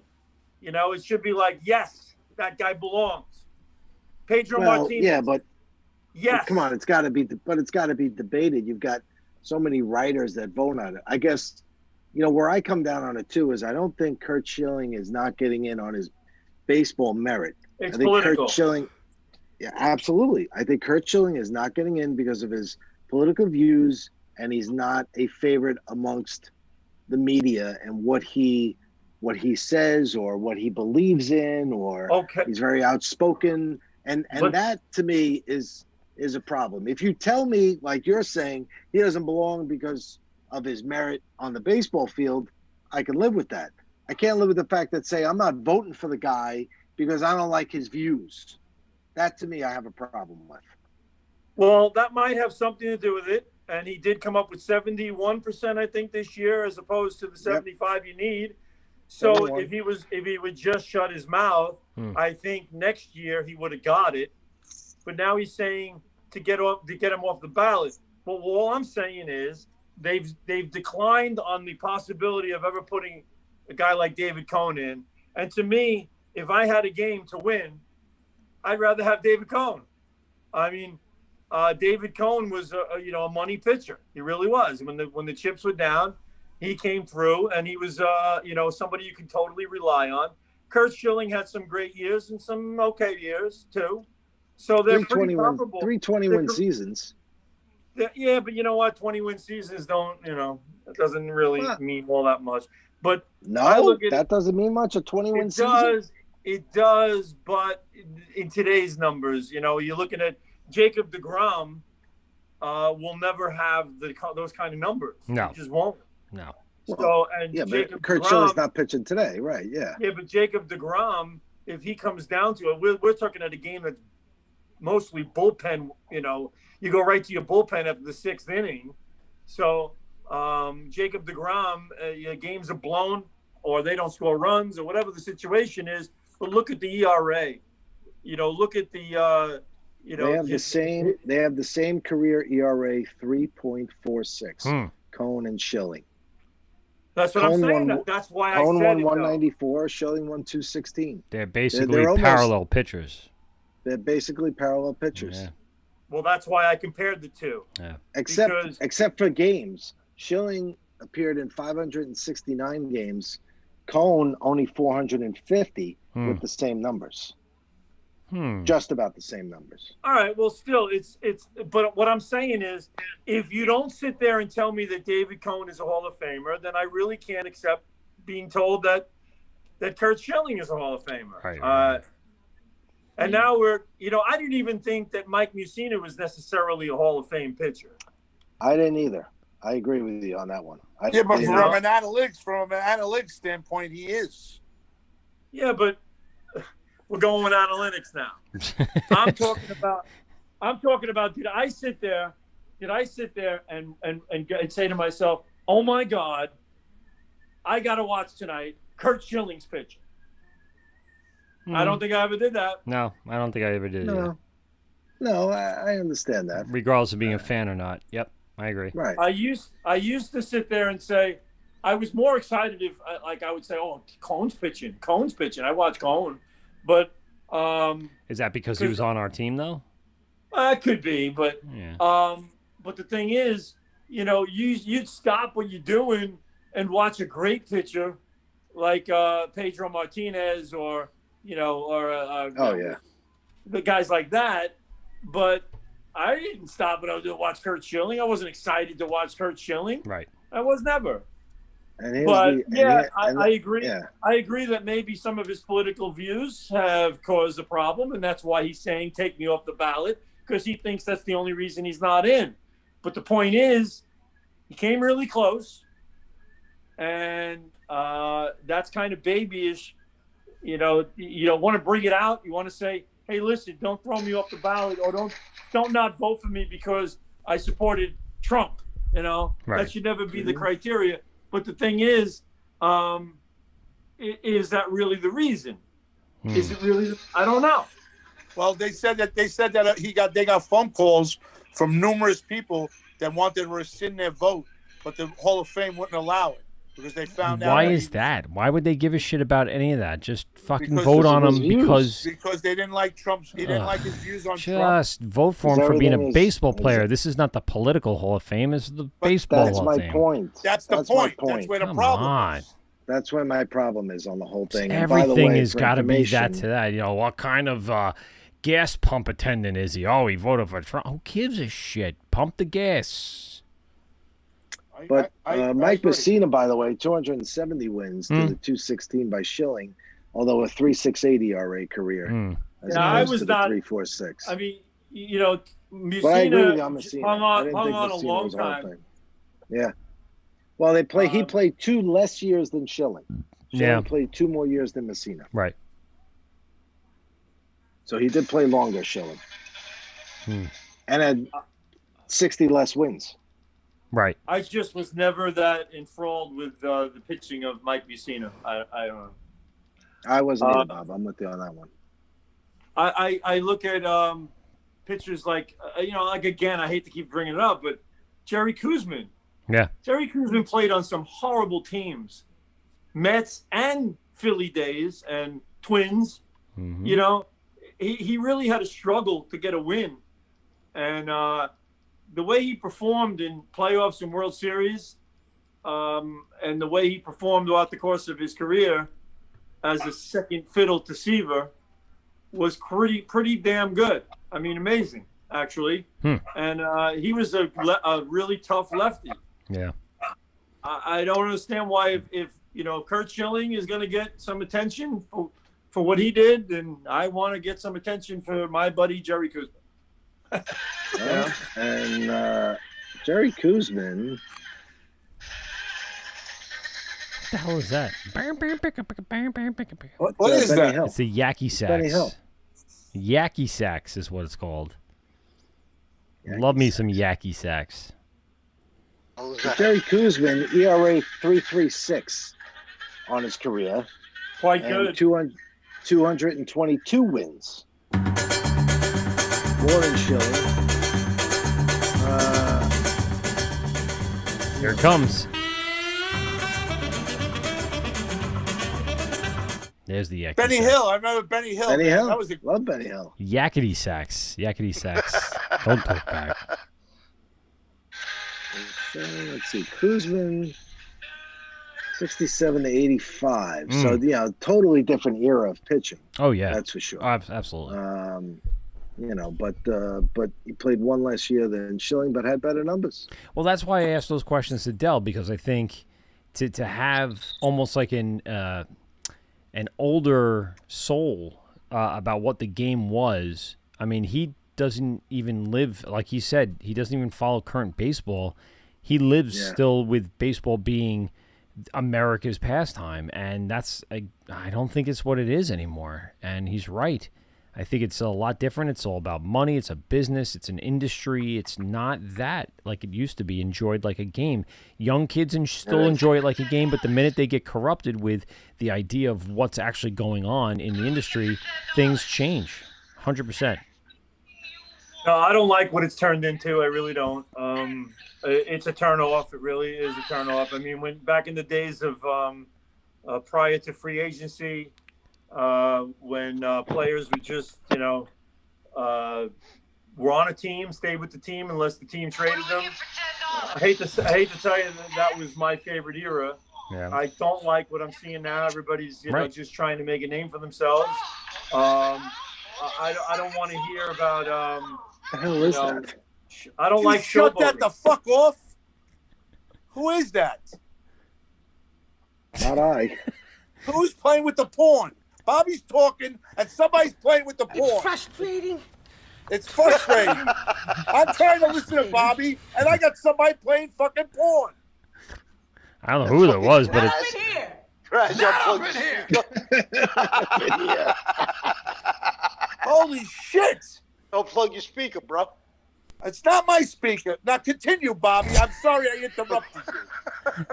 Well, I'm just saying it's very hard for a kid to feel an allegiance to a team, and because if you look back on the days when I was a kid, like this guy, Dell was a San Francisco Giants fan. Okay.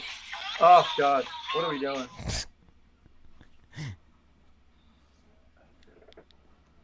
All right, I'll wait, students. I'll wait. Stop being a damn fool. Dell, got drawn in probably because of years and years of Willie Mays, Willie McCovey, Juan Marichal, the classics. Guys who stuck around years and years with a team and didn't sit there and go, well, if I don't get my money, I'm out of here. After 6 years, they're going to go to arbitration and rip apart their team and boast about their stats because they have to get the big money. Oh, they're talking about but before you go further, and you're right, they're talking about Trevor Bauer's potential contract and how they were going to try to structure this, right? So people are talking about it all over the internet, how they can acquire him. One of the newest things, going back to some of the comments made earlier tonight about Yoenis Cespedes, is you do the Sandy Alderson deal like he did and give him that 1 year with an option to opt out after the first year. But that's what we're up against now. It's not like you're coming to the Mets, you're going to be a beloved Met for years until you retire. It's not even that. It's a freaking business deal that's made like you're going to give me this amount of, service, and then you'll determine after that's all said and done where you're going to be, how much you're going to get paid, how we're going to structure it. It just becomes too financial. It's destroyed the whole thing. It really has. They've killed it. To me, they've killed it. They've killed it. Well, but I'd rather watch 5-year-olds play t-ball than some of these guys. The passion. But when I'm a kid growing up and I'm watching the Mets, and I know I had 10 years of Tom Seaver. Yeah. I had 12 years of Jerry Kuzman.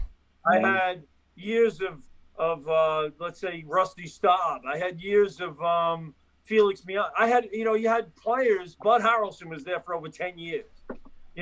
So you built that rapport with the team based on these guys that you really love, that you like. Now you don't get that. You're not getting that anymore. No, There's a rarity. There's no problem with bringing people in and out, but you needed like a constant in that clubhouse, and you don't have the constant anymore. Every part is movable. Every part is exchangeable throughout a year, throughout a season, throughout 4 years. It doesn't matter what kind of contract you have.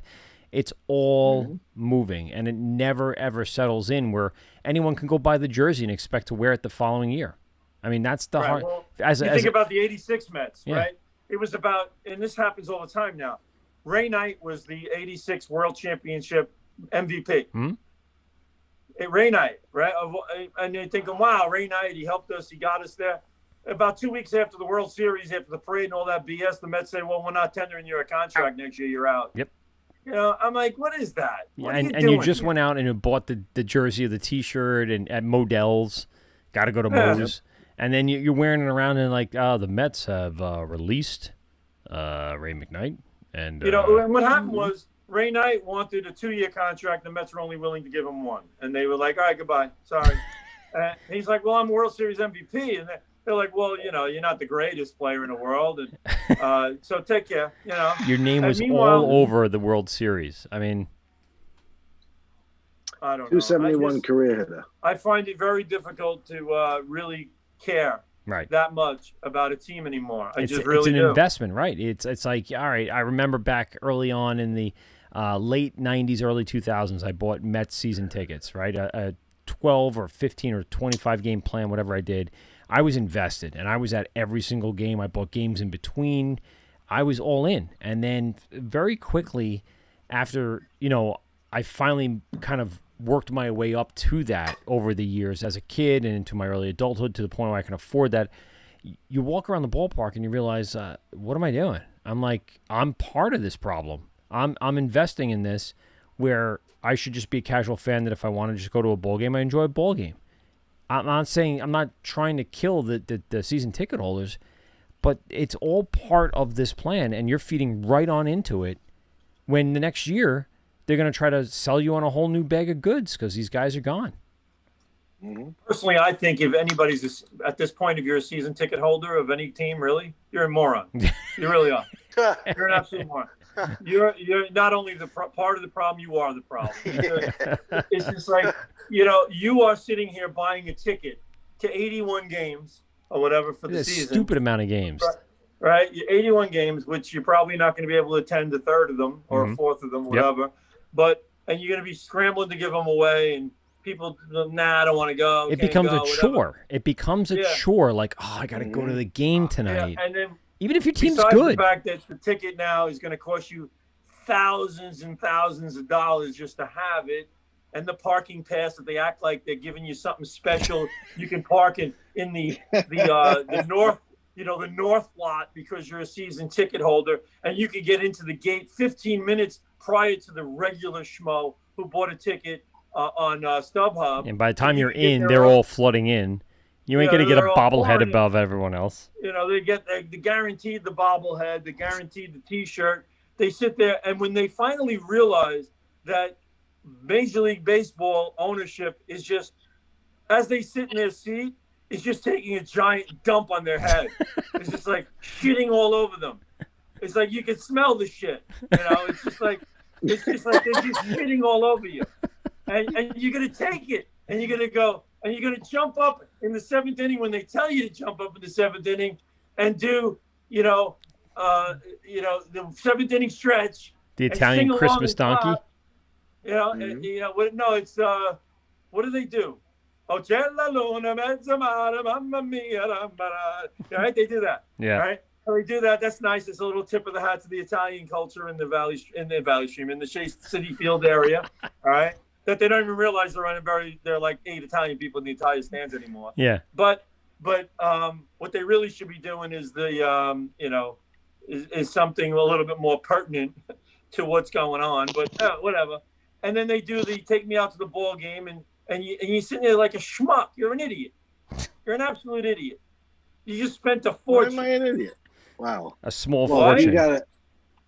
You gotta be smart and not spend the fortune. I'm talking about it. I'm talking about as a season ticket holder. You're an idiot. Oh, season ticket holder. Yeah, you. Yeah, we're not saying the single game ticket.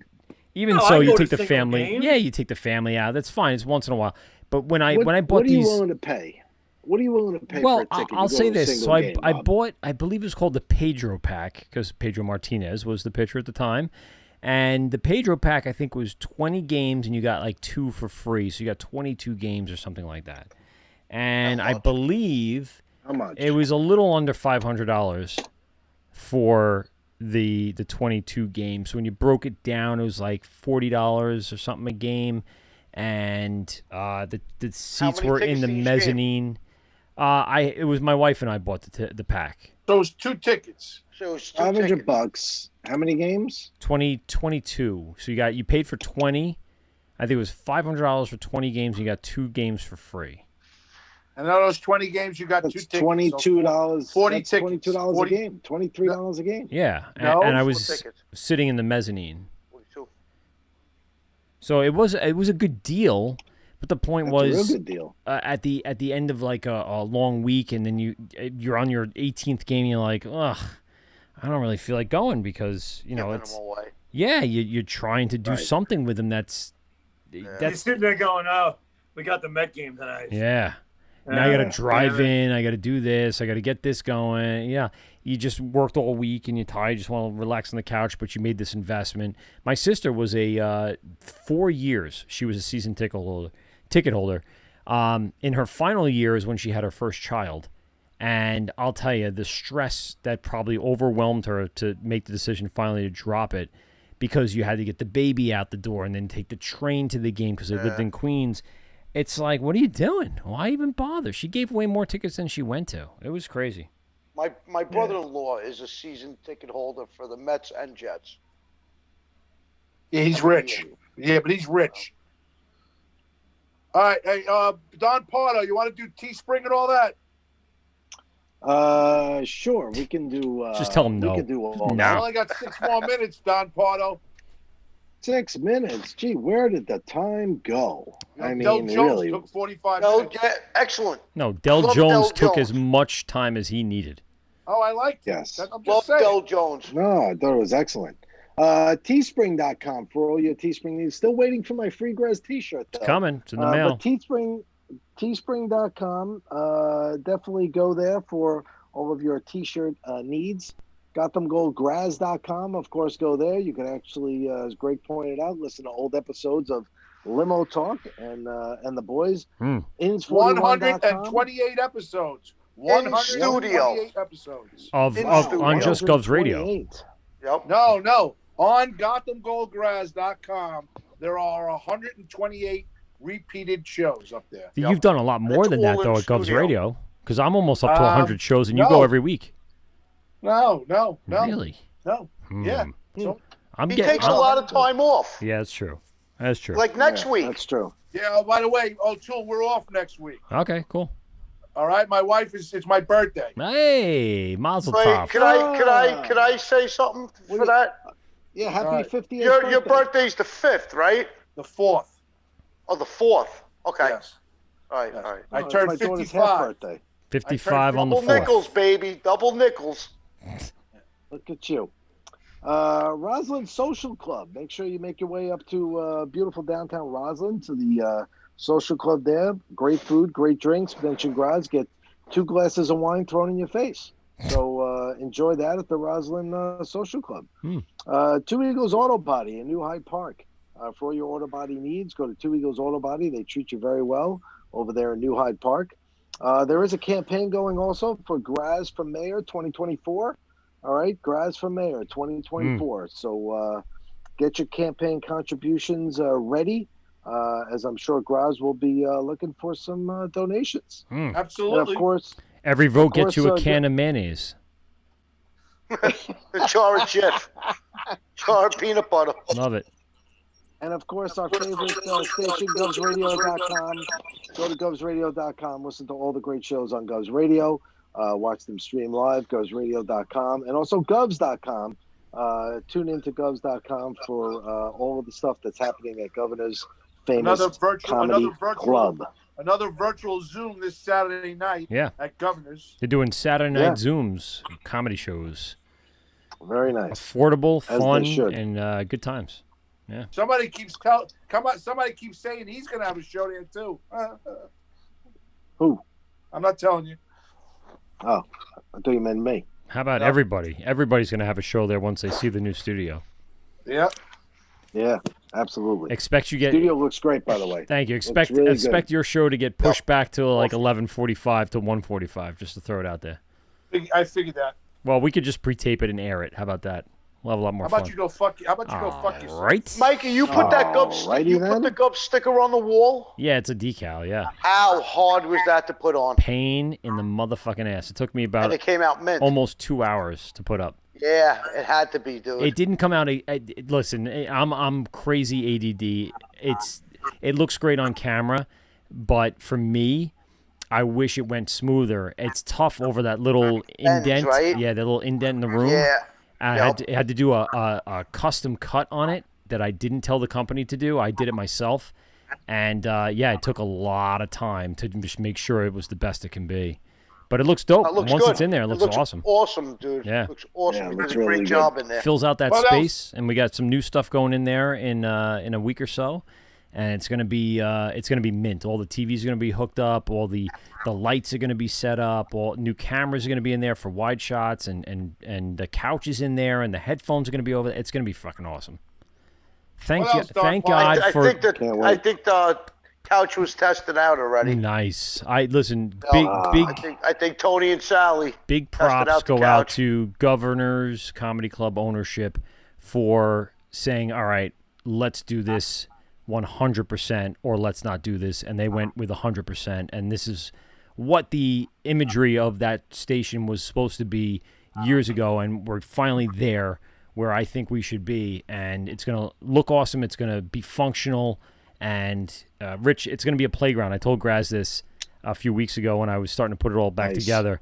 It's going to be a tech guy's playground. It's going to be fucking so much fun to mess around with. We can boldly go where no one's allowed to go. Oh, I love It's it. true. I love it. I can't wait to get in So there. many Can't wait cameras, to get in gotta there. so many fun They got to get things. board ops now, like besides Rich. Oh, they're going to have to. There's way too much going on now. Yeah. I mean, it was tough I'm before. saying, you got to get some professionals. No, in but there no, now. Rich can handle it. I could handle it. It's going to get some getting used to, but once you do it a few times, you'll get used to it. Yeah, once I get in there and get my hands on everything, Yeah. I'll Yeah, if figure it out. you were Rich, handling we have the- any more websites, Rich? Wait, I'm not done with my thought. Rich, you were handling it just fine before this all happened, so you'll be able to make the transition very quickly. I appreciate that. Yes, we do have a new website, actually. Jeff Bosey, kissessomuchass.com. Visit that website, and you can watch Jeff Bosey kiss all the ass you want. Just on a because there loop. is plenty of it, and there's actually a little tool on the website where you can actually watch his tongue turn brown. Nice. From like it. all of the ass that he kisses. Wow. So it's actually a very interactive website that everybody should visit. For This sure. is like a Snapchat filter. It's just Man, I like Jeff. Yeah, it's kind of like that. Wow. I love Jeff. Listen, but Greg, if we didn't like Jeff, we wouldn't make fun of him. All right? That's true. We Franz, would I've been ignore trying to him. tell you that for 10 years. Yup. Send me the video, Jeff. I will put it out for you. I fucking love you. Bobby! Listen, I know we missed a lot of things. Anything else you can go quickly, Don Pardo? We're done. Quickly, We're done. well, since we're not going to be a new next week, we did not do Super Bowl picks. So last thing was to talk about the Super Bowl. The Mush likes the Chiefs and is going to watch. Oh, I am going to watch because I did watch the Patriots game. I could be there. I am going to watch, did watch for Brady. sure. I didn't think he had a great performance, Brady, in that game, but he got through it. But Mahomes and the Chiefs are going to, I think, blow away the Buccaneers. Really? Yeah. See, I'm going the I opposite agree, direction. Bobby. I agree. He's not going to be I'm able to with compete O'Toole. against. I don't know if I'm I going to don't bet see against him Brady in that putting a defense. performance together that Mahomes will put together. I listen. He's great. He's going to falter. He threw 3 picks in that game last time, and Yep, that's true. that was ugly. You guys Really want to could've- do a Super Bowl live, and I'll go down to Tampa to the 2 parks that they're throwing all the parties. Ooh, that's tough. Because I that is I tough. really like spending time on the couch, drinking my life Yeah, away me on that too. Sunday. So that'd be a tough get. Right up the road, man. Yeah. I'm maybe- gonna be maybe grilling just wings film it. They are outside. having super spreader parties like there's no tomorrow. Go up and I can go up only and imagine. film it, and then we'll air it on the next show afterwards. Yes. With me on a respirator, right? No, Yeah, no. good idea. All I'm going to add to what I just said is, though, it is freaking amazing Yeah. that Brady has been to this many Super Bowls. Yes. The guy Absolutely. is phenomenal. He really Absolutely. is. He His really career is. has been He is. phenomenal. And it just goes to show you, look at all those years in New England, who was the integral part of the whole process. Yep. It was Brady. Yep. It really Yeah. was. And Look at Tampa Bay this year. how do you turn this, he's going to Super Bowl again with a different team. Yep. I Yep. mean, The first you year. got to Yep. take the hat off to that. Absolutely. For the great and powerful Bobby Inzarello in 41, my co-host for 10 years. I love you, Bobby, very much. Love you, man. All right, I'll see you. I'll see you in a couple of weeks. For Greg DiFilippo, Southeast correspondent and marketing director, thank you, Greg, for everything that you do. Thank you, Greg. For Board Up Extraordinaire, hasn't done a thing in a fucking year. Richie Zarelli, Don Pardo Wannabe, thank you, Richie, for everything you do. For Thanks, guys. Graziadei, Graziadei. For Michael O'Toole from the Work with Mike and Pete and Steve. Thank you, Michael, for everything you do. For Del Jones and his book. Hold on, his book. At the back. At the bat, the back. strikeout that shamed America. Del Leonard Jones, catch it. The author of At the Bat, The Strikeout That Shamed America, ranked number 9 on the Goodreads list of 112 greatest baseball novels. There you go. All right. For everybody on Facebook, we ask you to share the show. We love you. Hi, And, Dad. we'll see you in 2 weeks. Happy birthday to me, bitches. Happy birthday. Right, happy birthday, Greg. Good day. Thanks, guys. Happy Thanks birthday. everybody on Facebook for following us. and we are out. Looking for a guy to put in work.